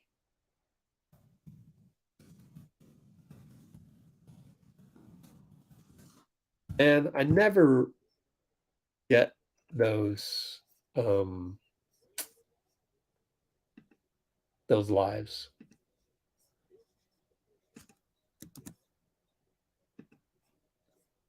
There's a sick person out there that has to have that Twitter handle, huh?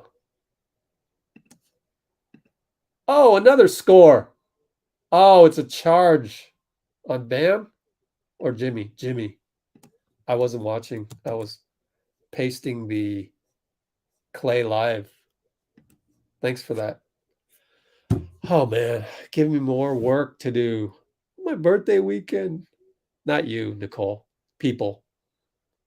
Wow, that's a charge on to Derrick. Oh, by the way, they are considering adding a retained challenge. You get a second challenge if you win the first one, something like that.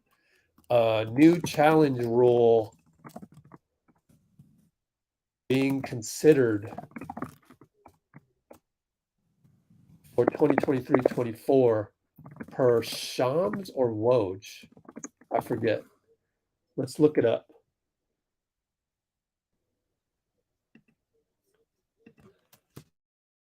Twitter.com, Woj, ESPN. I think it was Woj. Let's see. Yep, that's a charge on Jimmy because his elbow hit Derrick's face. And it's unfortunate, but I believe that's a foul on the offense. Now Stan is saying that's not. I don't know. I thought If your elbow connects with them, then that's a foul on you. Let's see. But I don't know, and I don't want to waste any more brain cells on it. So whatever happens, happens. I'm okay with being wrong about that. Maybe it's Shams. All right. Twitter.com, Shams.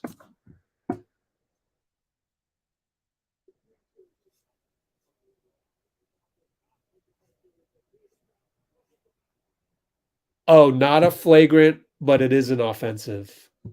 Yeah, I agree with that. But Stan said it wasn't a charge, so he's wrong. There it is. NBA Competition Committee discussing potential in-game penalty for flops. Oh, wait. So there's flops. Where's the one with the challenge? Oh, well, I can't find that out. But this is good to see. The flop one. Okay, so there's flops, but I don't know about the challenge. So if anybody knows, let me know. Shams did report on Hex for flops. Here we go. Let's do play-by-play. 4-point game, 8:57 to go. JT up top. Duncan shows a double, goes away. Now it comes back. They trap him. And it's a palming on Jason. Wow. Wow, wow, wow. That is pretty nitpicky for a game 6. Wow, that's very nitpicky. It is palming, but I wouldn't call that in game 6. Wow, James Williams. He'll miss a call and then he'll call that. Man, I told you. Duncan over Al for 3. Way out there, 33 feet away. Down 1, Miami. The arena going crazy with the white towels and white t-shirts. Oh my gosh. Miami. Whatever the name of the arena is called. Kayasa or something like that. Jaylen for 3 contested. That's, man. I don't think Jaylen should be second all team. I'm telling you right now, it's these plays. I mean, it's the same stuff that we blame Klay for.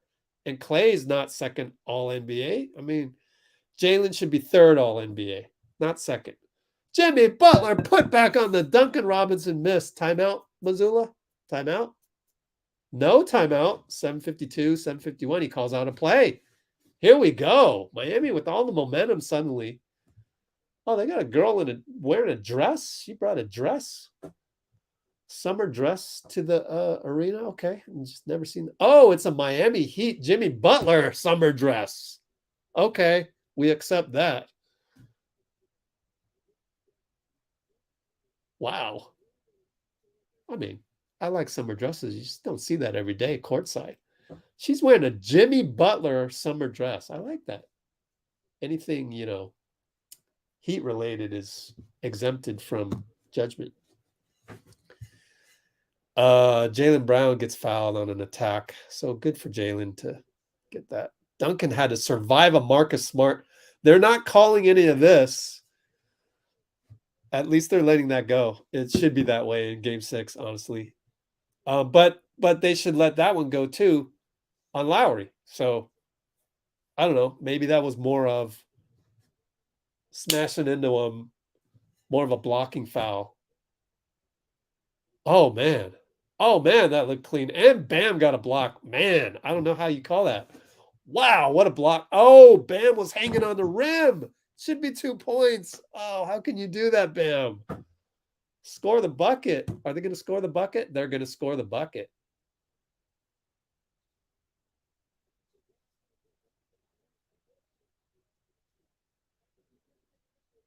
Are they going to... Wait, was Miami up by 3? No, it's always been 1, right? It should be goaltending. I don't know. What's the rule? What's going on in the comments? Just the technical. Okay. I like that rule better. Because he grabbed the rim. We don't know. I mean, he grabbed the rim, and it should be a technical, 1 shot, rather than just give him the goaltend. But then to get the ball back, I'd rather go with this rule. I like it. 1 technical shot. but then they're going to call the foul. That stands. So Jaylen will get 2 free throws. Interesting, though. It comes out the same, kind of, because if it was a goaltend, automatic 2 points and 1. But did they give him... I don't know what happened. Somebody let me know. I got to go look at the play-by-play now. Damn it. I'm going to get layup good. Yeah. So they got 4 points out of it. Holy smokes. Yeah. For 82. Yeah, they finally added up all the points. Now they have 86. They were just late. TNT was late to update that, so that made it confusing. Oh my gosh. So they got the goaltend and the technical. That's horrible. Now I'm saying it's horrible. Bam gets blocked at the rim by Horford. What a play. That could be a game-winning play, although we have 7 minutes. Wow. Horford blocked Bam at the rim. Wow. Bam totally underestimated him there. Went up with 2 hands, ready to slam the ball. What a turn of events. 4-point play. You gave a technical? You already got the goaltend. That makes absolutely no sense. It should be 85-83. No technical. Oh my gosh. I do not agree with that rule. But second tier refs, Josh Tiven, that's not Scott Foster out there. That's not Eric Lewis. It's not Tony Brothers. It's not Ed Malloy. And it's not, I said, Bill Kennedy. Bill Kennedy's not even out there.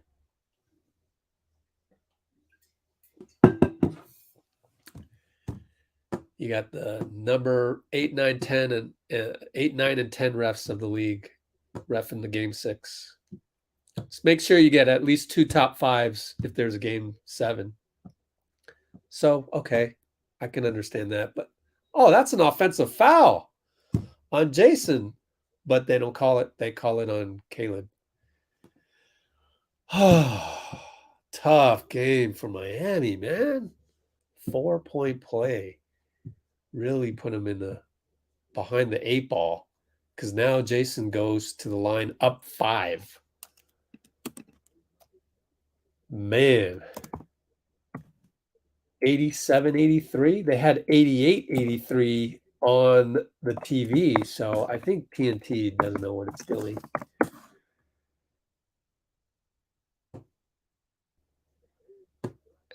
Hanging on the rim is a tech. Okay. All right. He wasn't hanging, though. He wasn't hanging. It was just a touch. I would just say that's goaltending. That's what I thought in the beginning. That you touch the rim on an attempt, automatic goaltending. And it's goaltending. That's it. That's you goaltended. He didn't hang on the rim like taunting type hanging. That's why I think they're getting over penalized for that one.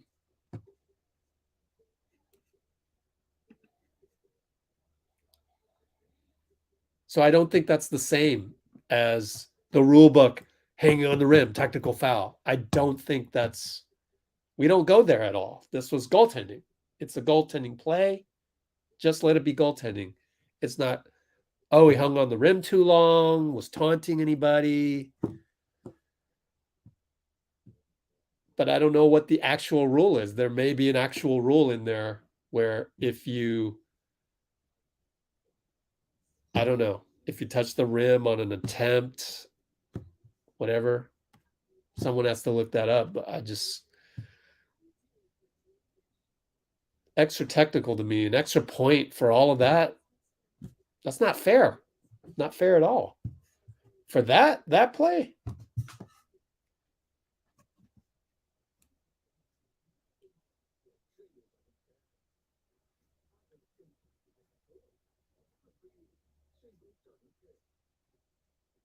Let's see what else we got. Grabbing the rim. Yeah, maybe that's in the rule book. Like just grabbing the rim at any time. Oh, technical. See, that's where if I'm a ref, I go, no, that part of the grabbing of the rim was the goaltending part. It wasn't, it just doesn't make sense to me, even if that's part of the rule book. I can understand hanging on the rim as taunting equals technical. That's no problem with that. Just grabbing the rim at any point in time in the game as a technical, that doesn't make sense to me. I mean, you go up and you accidentally touch the rim while you're making a play over here. That's a technical, and it's a goaltending. It's just goaltending. So the rule book may say that, but I think it's too much.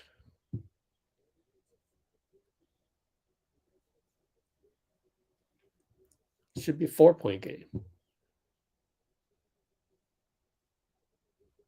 So they did mark it wrong on the NBA site. It was 88 going to the timeout. So now it'll be 89, possibly 90. Possibly down 7 with 6:54. They are down 7 as Tatum makes it.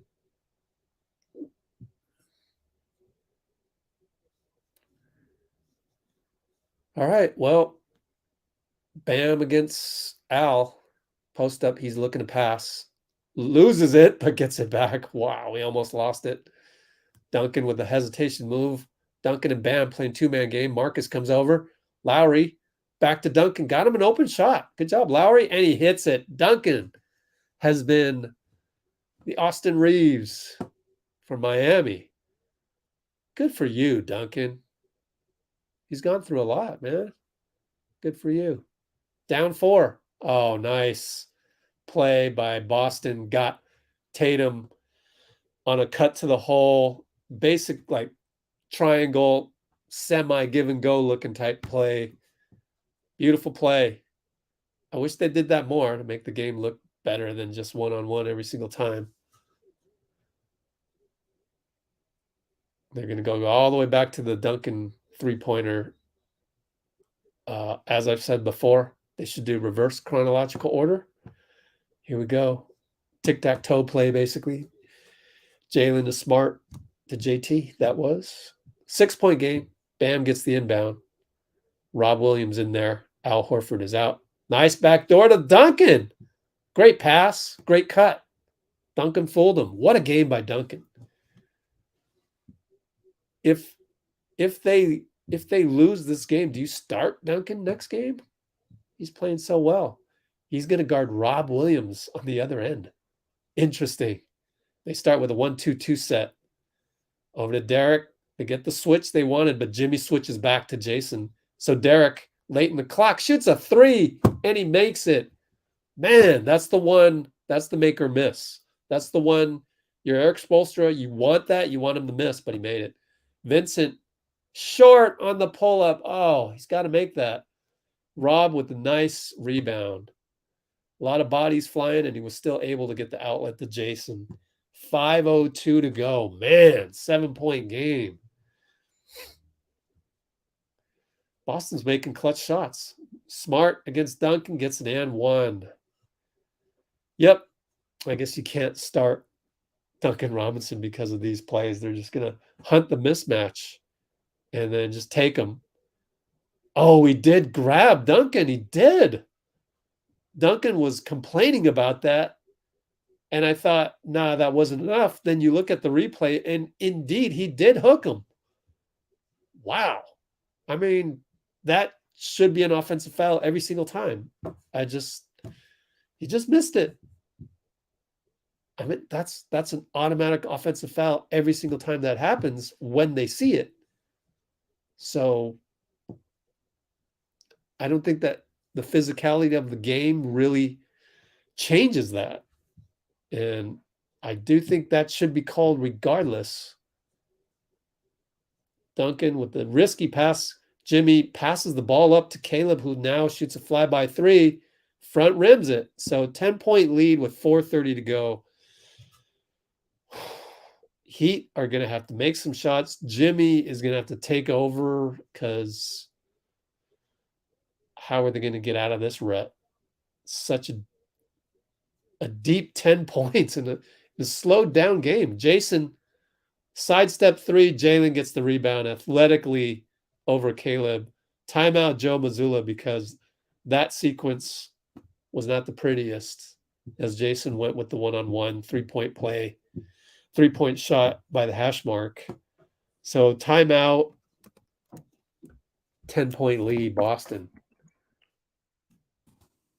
Jeez. They absolutely got to get this stop, in my opinion. To go down 12 with 4 minutes and you not really having that much firepower on offense, man. It's the same thing that we talked about when the Warriors were on the ropes. It's like, man, we got to hit this next three, man. Look at Tatum, 13 for 13. Jeez, and he's 0 for 7, 29 points. More content. Yeah, I kind of wanted the day off, honestly. Let me see if I can even make it because I got to take someone to the airport Monday.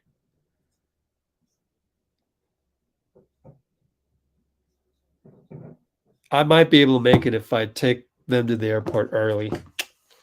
It'd be like today. Get back right at 5:30.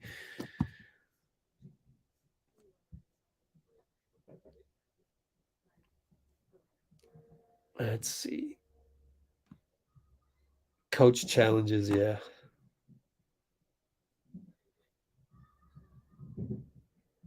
Thanks for getting that.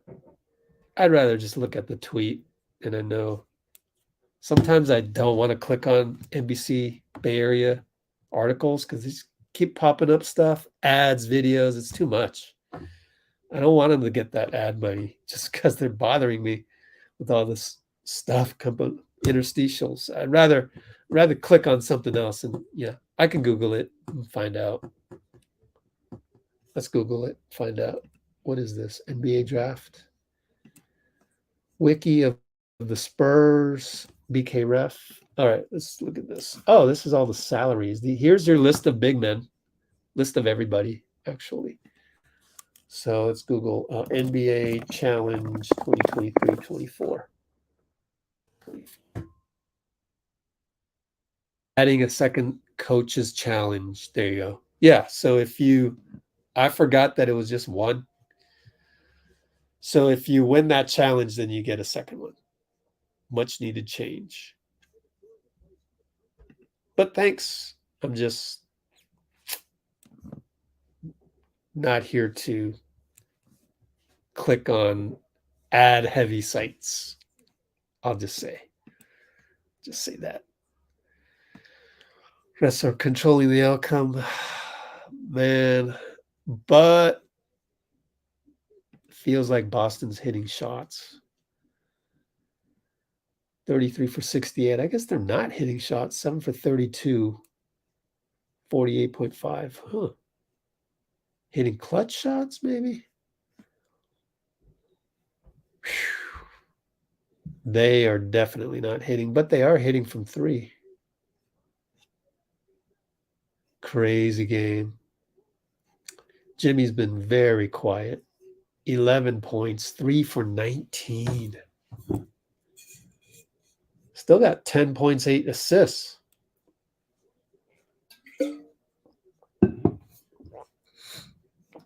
But I mean, look, if I told you Jimmy's going to score less than 20, do you think the Heat would have won this game? No. So now they're in the 1-2-2 zone. That's all they got, really. 2 looks. Smart with the late shot clock air ball, though. Bam brings it up. Going to just have to attack him. Finds Jimmy. Gets fouled. Always going to be bodies flying. I feel for Jimmy, man. He must not be 100%, man. He doesn't look 100%.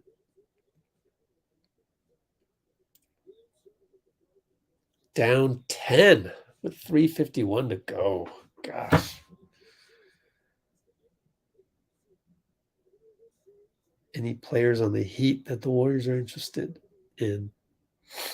Well, we talked about Highsmith last game, but he didn't play today. And again, I just look, Blasian, here's our salary cap. Look at all these names. They just have to play better, and they have to play a whole season. Wiggins and Peyton didn't play a whole season. Just play better, man. We're good. Kuminga can play better. The other names don't really matter. Williams misses. They needed that miss. They needed that badly. But he had, it was 5 feet away, had to shoot it. So they bring it up, get it to Jimmy against Rob. Now you got to take him. Takes him, draws another foul. Old-fashioned pickup style. Foul. Except they get free throws. 3:25 to go. They get to score with the clock stopped. Good job by Jimmy.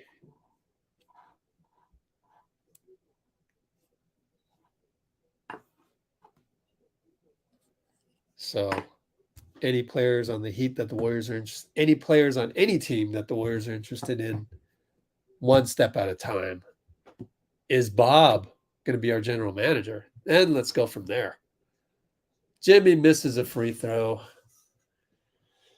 Oh, boy.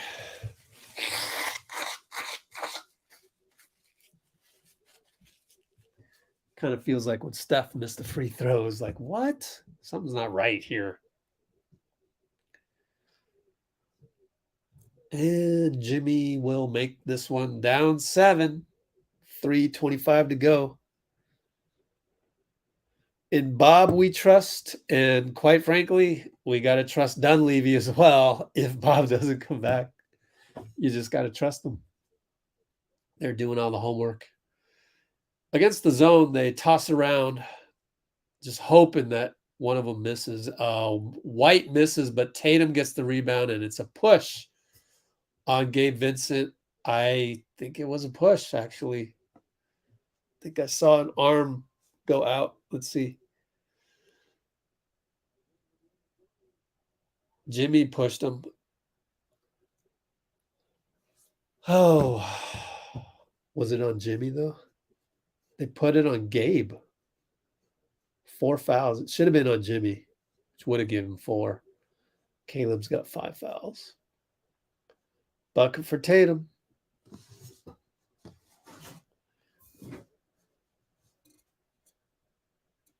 I don't know. I don't know what you do there. I don't know what you call there because there's a lot of pushing back and forth.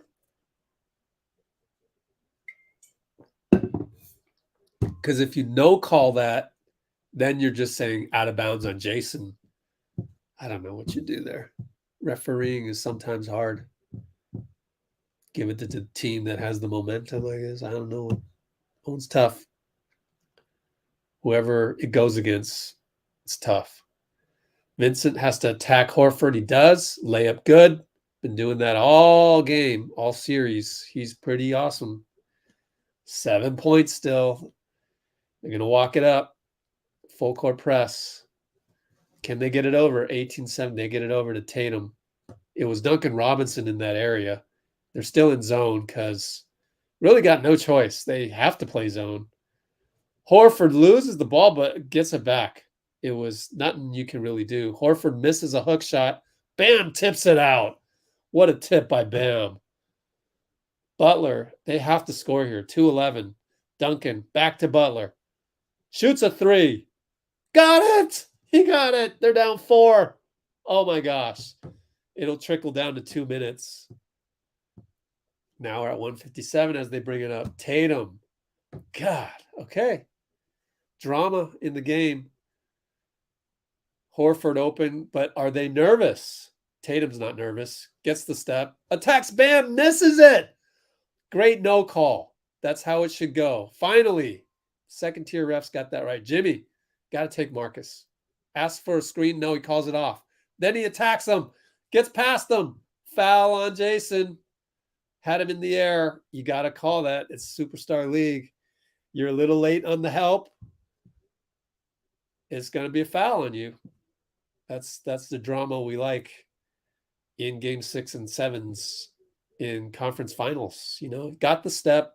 Tatum's a little late. You got to call that. Probably was legit a foul. Tatum's going to be upset about that. I get it. But, you know, ever since the NBA was televised on TV, that's been a foul for the superstar attacking that got the step. It has to be an absolutely clean block for Tatum to get a no call there. So Jimmy hits a clutch free throw and he misses the next one, but Caleb rebound. Out to Duncan, wide open. Missed it. Oh, that was the series basically right there. Could have tied the game. Jimmy does not foul Smart. That was close. Still good time left. They still got to get a shot. A shot off because there's 109 with 7:6:5 on the clock. Tatum, oh no, you left him open. Missed it. Jaylen, no good. Foul on Duncan. Oh my gosh. He's beside himself. 1:01 to go. Ah, too bad for Miami fans. They got the shot they wanted. Duncan, in fact, took an extra dribble. So, goes back down to the make or miss league. Oh. Let's see. I couldn't tell on the replay if Duncan got him, but probably did. I mean, Jaylen, very athletic guy, and couldn't get a clean putback, so you would assume that was a foul on Duncan. Down 4. Oh, Brogdon didn't play. He's got that hurt elbow. He's in street clothes on the bench. 1:01 to go. Jaylen can put him up 5 right here. And he does not. He missed it, in and out. Good box out. Bam, against Smart. Jimmy brings it up against Smart. Pick and roll Duncan. Switch over to Horford. Attacks. And 1. Jimmy. Jimmy is coming alive. Doing some GOAT level stuff here. Every time he gets the ball. Wow. Just making things happen with his physicality, the way he goes up with the ball. He goes up with the ball. I mean, NBA trainers should be recording every possession by Jimmy right here, because that's how you go up with the ball, just with force, with the expectation of contact, if not create the contact. You force the ref to make a call. Honestly, it's superstar-like. I was going to say Jordan-like, but Jordan would just jump over you. So it's like Jordan with no vertical. All right, so Tatum gets the ball against good defense against Gabe. He gets the ball back. Blocked by Bam. 28 seconds, down 1. 20 on the shot clock. Duncan's open for 3. Back rimmed it. Oh, now they got a foul. Oh, foul now, sooner. Smart gets fouled by Duncan. You want that, Duncan. Don't complain. Man, that's 2 wide open shots for Duncan that he missed. That's what you want. Transition. Yep. Yeah, you have to shoot that. Would have put you up by 2. Hopefully they got 1 timeout left. Smart misses a free throw, which means timeout, give the ball to Jimmy. Wow, but you got a rebound here. You got to get the rebound, obviously. Oh, boy. Smart immediately shoots it, goes up by 2. Got to be a timeout, right? They're going to save the timeout because there's 16 seconds left anyways. Why bother? Jimmy, oh, gosh. Here it is. Will he pull up for 3? Let's see, 8, 7. Jimmy gets Al. He's going to go for 3. Fouled. Timmon calls a foul. 2-shot foul, but you got to review that to see where the foot was. Wow, but he got the foul that he wanted. I'm not confident Jimmy can make both of these, though. Let me see. Yep, he reached in. Oh, no, that wasn't the call. Yep. His foot looked like on the line, even though a fan was in the way. Let's look at the reverse angle. Fans are in the way, so you can't really tell. I don't know how they're going to review this, but I'm pretty sure Tiven got it right. He's right on top of the play. So Udonis Haslam's saying 3. So who knows? Maybe he saw something. I doubt it. You can't see it from way over there. They're going to try and review it. You'd have to look at the baseline opposite court angle. There's no other angle because the fans are all standing. Oh my gosh. All right. So Tiago, please do not spoil anybody. You're saying 2 clutch free throws, which is, yeah, he's about to shoot 2 clutch free throws is what I hope you mean, rather than, and there's no way you could be that far ahead of me. YouTube TV can't be that far behind. So I'm going to assume what you mean is, this deep fake of Charles Barkley is not that good. He's too skinny. It should be wider. He's got wide cheeks. Anyway, I think that's my opinion. But don't spoil anybody. Don't spoil. I'm going to purposely not look at the comments. Don't spoil. Let's look at here. Jimmy. Oh my gosh, it's a 3-pointer. And Al did foul him. He reached in right there. Oh my gosh, Al. Oh my gosh. Not a good foul. He'll get 3 shots. Wow, Jimmy. Way to keep your toes. Josh Tiven is wrong. He's wrong, but he might have just said 2, knowing that they had to review it regardless. Play it safe, review it. It's 3 shots. Oh my! Let me turn this up a notch, just so that I don't screw up the facts. Because what I saw was 3 shots. Did they give him 3? Yes. I think Stan is saying he's got a chance to win the game. Therefore, 3 shots. But Boston's got a timeout, and there's still 3.0. So, and again, I'm not confident with Jimmy's free throws just because I'm not. I hope I didn't spoil that one because he's missed a couple before. But you guys know Jimmy better than I do, so maybe you are confident with it. I am a casual fan when it comes to Miami, so I don't really know. 85%, that's pretty damn good. So he's pretty clutch. Hope I didn't jinx it. Reverse jinx. He makes the second one. This will be the most amazing comeback we've seen in a while. They were up 10. Boston was with about 3 minutes left, right? Wasn't it 7 with 2 minutes or something like that? That's pretty amazing. Those are pretty good stops. But then also I want to say Boston gets a little tentative. Horford gets the ball inside and he's not aggressive. Why should he be? You got Jason Tatum and Jaylen Brown on your squad. So Jimmy makes all 3. 3.0 seconds to go. Oh my gosh. Miami is pulling a rabbit out of the hat. And I tell you what, if Boston loses this game, oh my gosh, there is going to be some carnage on Twitter. Oh my gosh. They're going to want to trade Horford for fouling. Yep. They're going to burn Mazzulla on the stake for having Horford in the game at all. Oh, wow. Boston fans are going to burn people at the stake, but it ain't over. 3.0. Tatum can get a shot off anytime he wants, right? I would put Bam on Tatum. Put Bam, get some height on Tatum right here.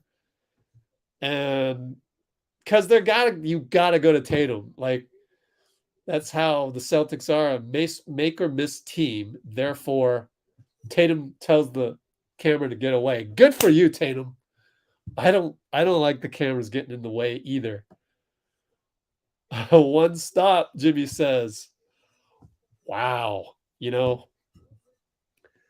I know the possessions can get very boring sometimes, but the last few minutes have been super drama because they've been, let's get the ball to Jaylen or Jason and let's see if they can stop us. Oh, Bam did stop you. And this was after the 4-point play. Bam did stop you. And Gabe Vincent did a good job. Here we go. Oh, gosh. Derrick White to inbound. Oh, gosh. It's going to, no, they don't go to Jaylen. They go to Marcus Smart for 3, in and out. Oh, put back by Derrick White. They're going to review it, and it might have counted. Oh, my gosh. Stan is saying, I don't think he got it in time. Tiven says, I think they had to huddle. They have to go, oh, do we need to say that he made it? Oh, my God. Derrick got it in time. Game 7. Oh, my gosh. Oh, my gosh.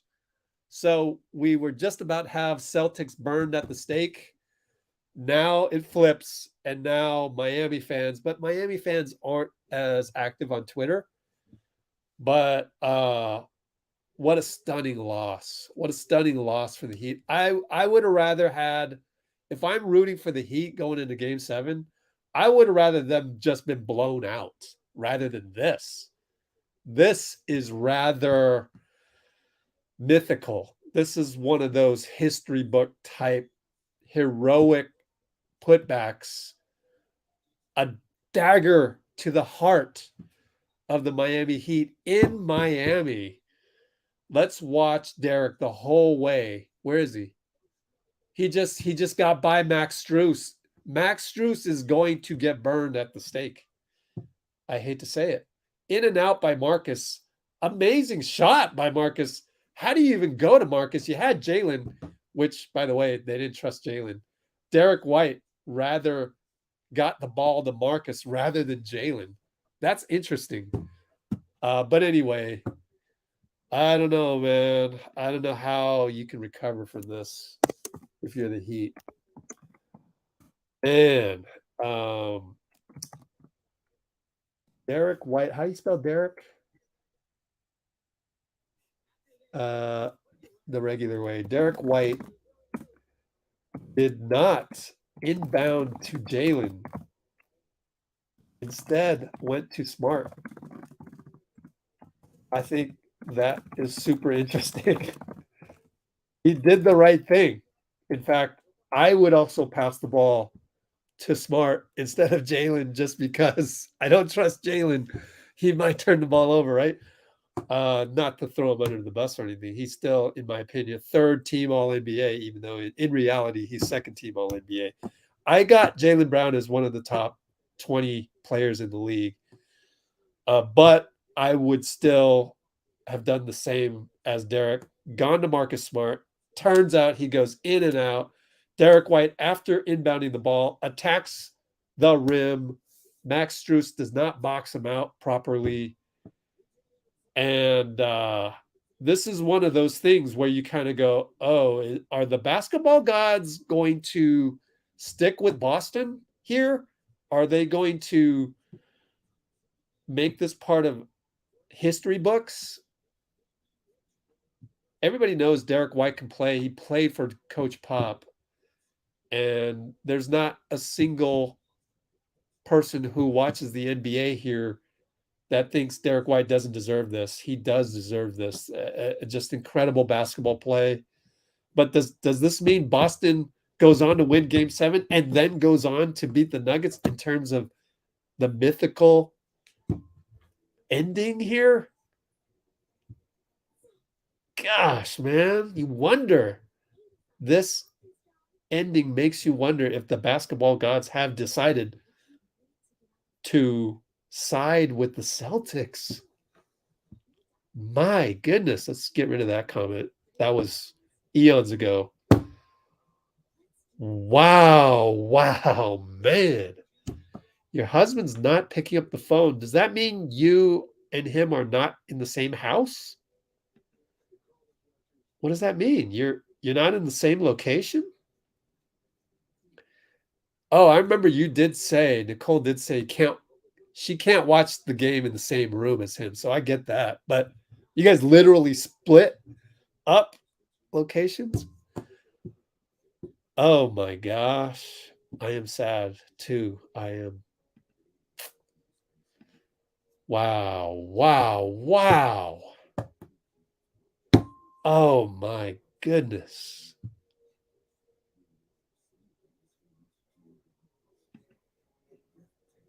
Wow. Nicole's hubby, thanks. We got some breaking news. Went to his bro's house. Good choice, Nicole. Look at the bright side. Good choice. Of course, he's not answering his phone. Oh my gosh. Dagger through the heart. What a game, though. Despite me not liking this hero ball type ball, it was that was exciting. That was just an amazing finish. You want drama and you got drama. It'll never top, our game 7 against Sacramento, right? That was just super exciting through and through. It didn't go down to the wire though, but I still would rather watch any Warriors Kings game than that game we just saw. Really, I would, just out of the X's and O's and watching our offense unfold, watching how Steph decides to run the system versus kind of take over a little bit. You've always got, with the Splash Brothers, you always have the extra entertainment of a dagger 3 out of nowhere and transition 3s that then force a timeout. It gets really exciting. I don't think that can be beat anywhere. So I will always choose that. I'm totally biased on that. But other than that, that was the best game I've seen from any of these other games. Golly, you thought Miami had pulled the rabbit out of the hat. Instead, Boston somehow stays alive. Too bad that wasn't game 7. That should have been game 7. But now you got to go to game 7. And it just, obviously, the momentum is all with Boston. You got to feel kind of defeated. But if there's any team that can forget the past and just move on, it's a Miami Spoelstra's team. So there's that. If there's any team that can recover from this, I would even say they probably can recover from this better than we can.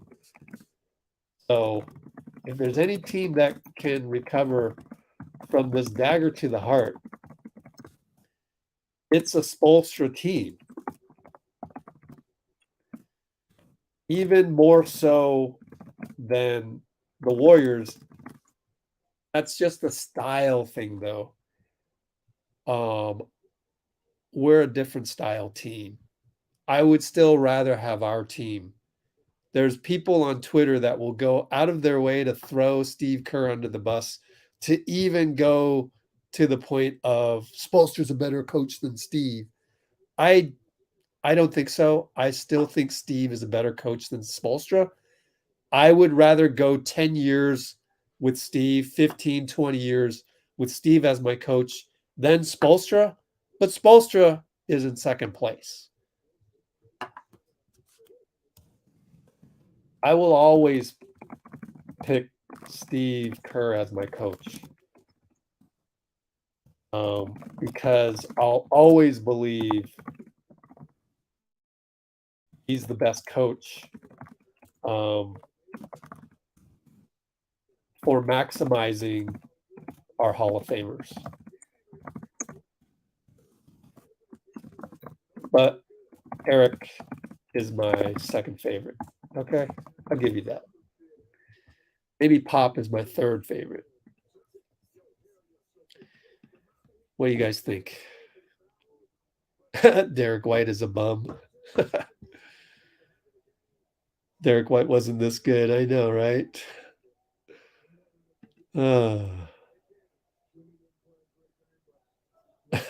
Adam Silver, yeah. Yeah. Got let's go Celtics chance. Of course, I mean, if you're a Miami fan, you are speechless. You're just, as they showed a fan, heartbroken in the stands. Jaylen Brown going to the table.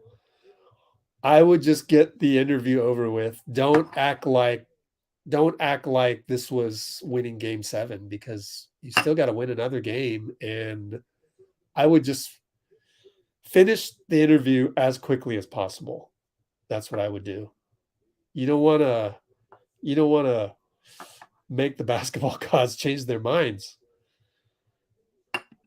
Jimmy played amazing to close out. Maybe he should have turned it on a little bit before, but who knows?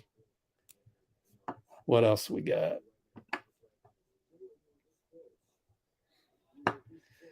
Yeah, it isn't written yet, but just going into game 7, it just, man, that dagger. Oh, ouch, man. But if there's any team that can forget that what just happened, it is the Heat. We shall see. Max Strus has to let go of this one. Max Strus forgot he had to guard a guy, but he's got to forget that he forgot. Let it go. Put it in the past.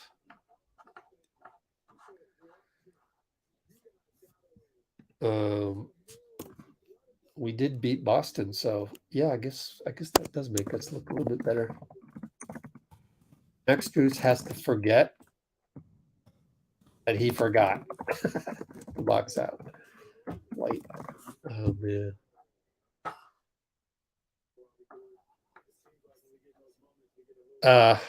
Jaylen, they're asking how do you guys do it? No, Jaylen just says, it doesn't matter. None of this matters if we lose on Monday. So next question. That's how I would do it.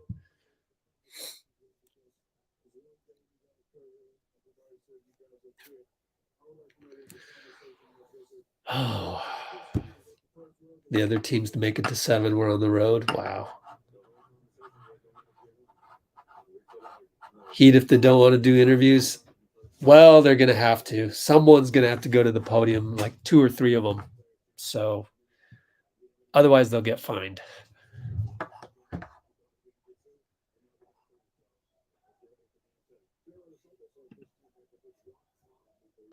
Angry Jimmy Butler, I guess.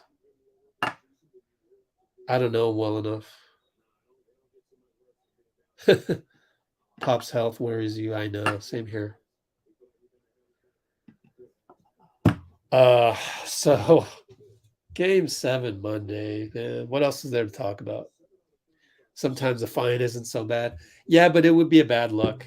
It would be like, oh, you guys really are heartbroken really bad, aren't you? You got to be a professional about it and just keep going. Straw hats, no surprise. Yep, no surprise.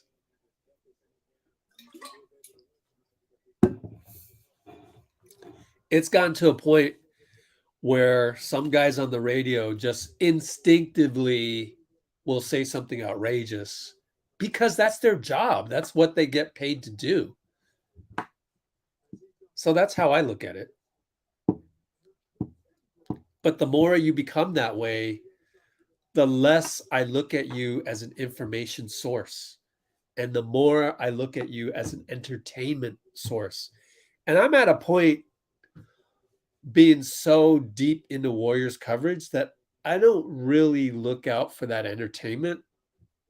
It doesn't add anything to my database. I need information. And I gave you a few today. Definitely gave you one on one of the Hall of Famers today. Entertainment to me is just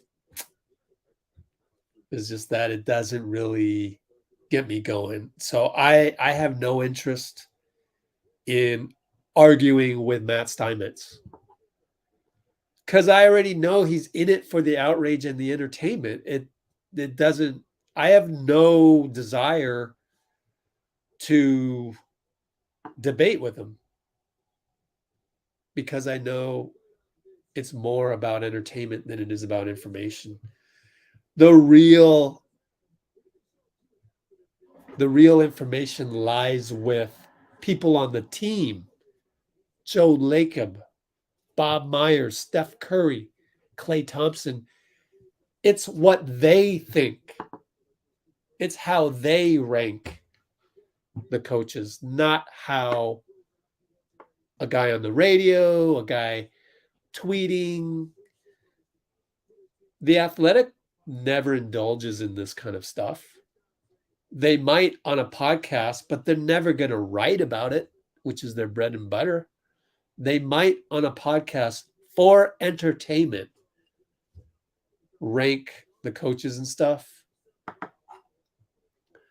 But I want to say when I say that I would still rather have Steve Kerr coach our 3 Hall of Famers and build a system around them, to me that's more based on what we've seen throughout the course of the last 10 years. I am not saying that to start a debate and to create entertainment content. I say that more as observing the team and seeing what I've seen, because I really do not think you can run Steph and Klay off of picks, off of walking the ball up, and you're gonna get caught in a situation where they're making shots, so you have to run some kind of half-court offense. And I just do not see, here, Steph, you shoot it. Here, Steph, Klay, you shoot it. Your turn. The way Jason and Jaylen are done, the way Jimmy hunts a mismatch, that's not going to work. You have to have a more sophisticated system, and you might as well do that when you've got a guy like Draymond Green that can execute that, and Draymond playing defense and stuff like that. So there's similarities in terms of tough-nosed defense, but we're going to go and run the floor and try and get a 3 in transition. If that's not there, then we've got all these other actions, and that's all Steve Kerr, man. I mean, if Spoelstra became the Warriors coach, it's very likely he would keep a lot of Kerr's system. So if you want to say, oh, he would make us tougher. Nah, that takes years. That takes years. It'll make I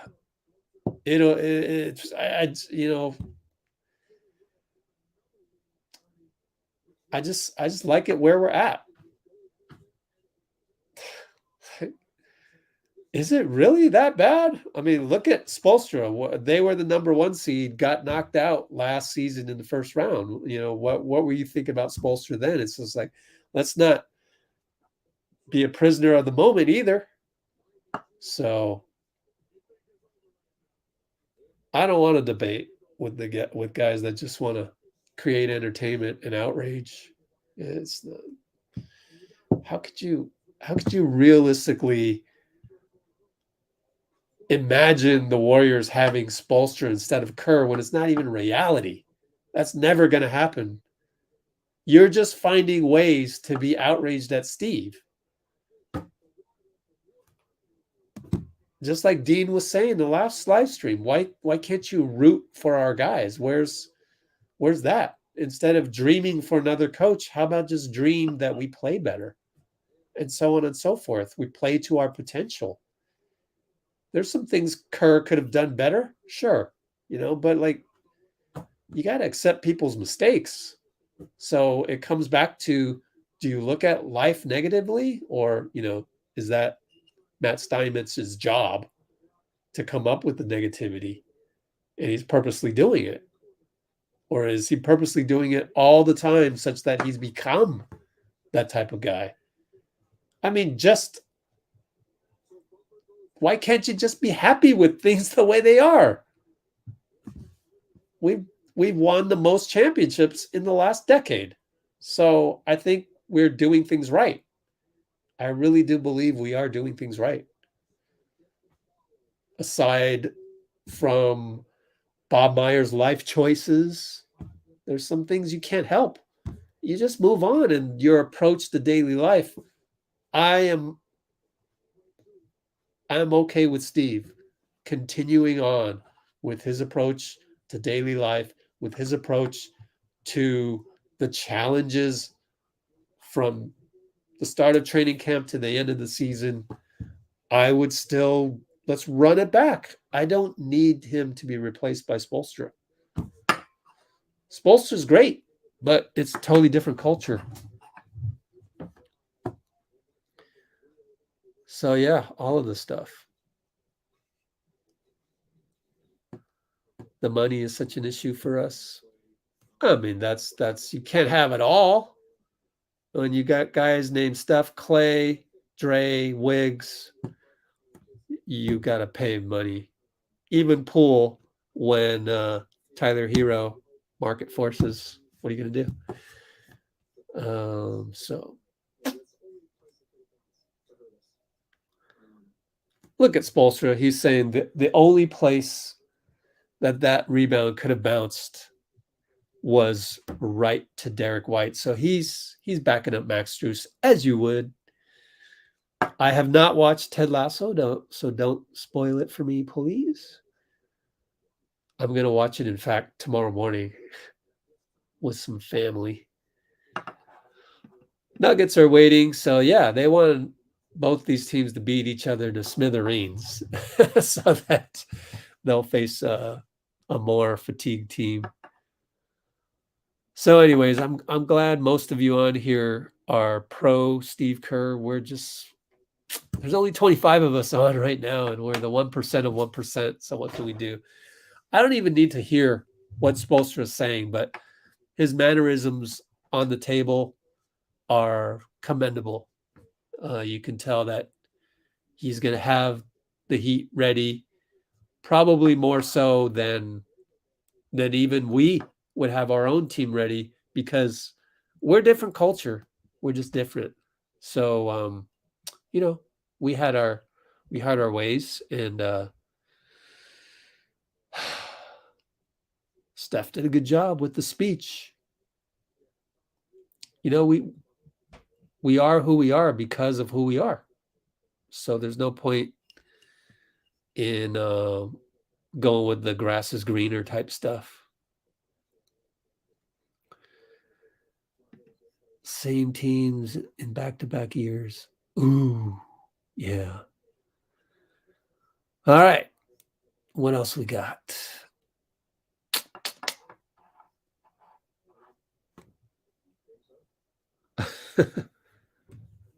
No more slandering stuff because of that. Yeah. I like how don't forget Steiny was the one that picked Dallas in 6. Let's see you sidestep that one. I mean, that just goes to show you the main objective. I wouldn't, but I can see how someone would take that tact when you have a radio show. You're trying to prolong your career on the radio. So anything else to talk about? I did like how Spoelstra didn't blame Strus, and that's about the best thing you could say in support of your team and heading into Game 7. You can't have Strus doubt himself the next time he shoots a 3. You cannot have him doubt that his next 3-pointer is going in. You gotta go talk to Strus and say, hey, you gotta forget that game. Could have ended any one of different ways. So what? Do not look at Twitter. Do not read the newspaper. Do not watch ESPN.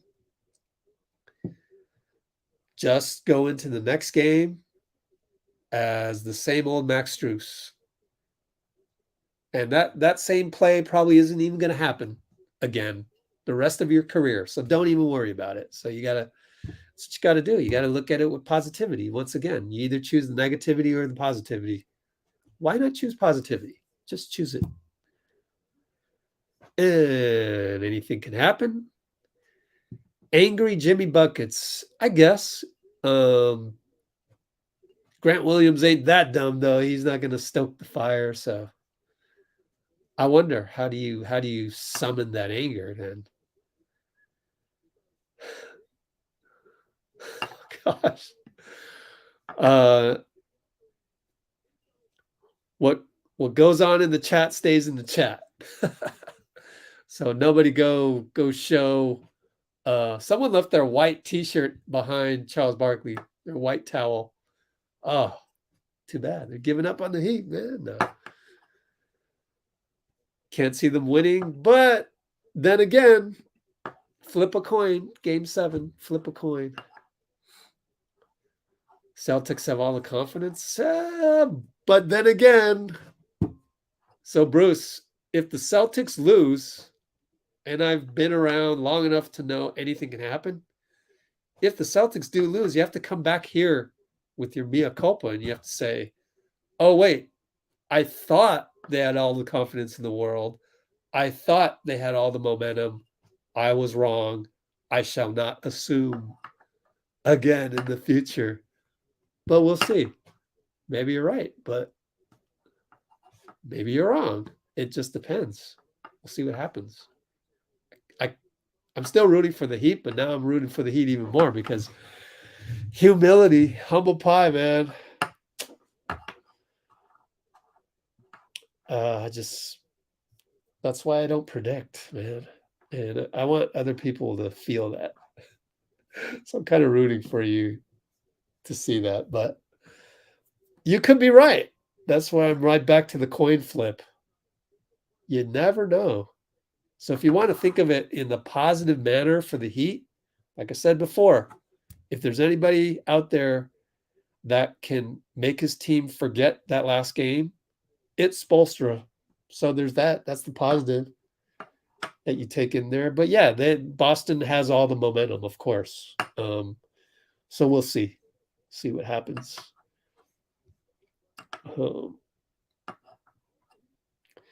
Heat did not take the Celtics seriously, but how can you? It's human nature. I can't fault them for being human.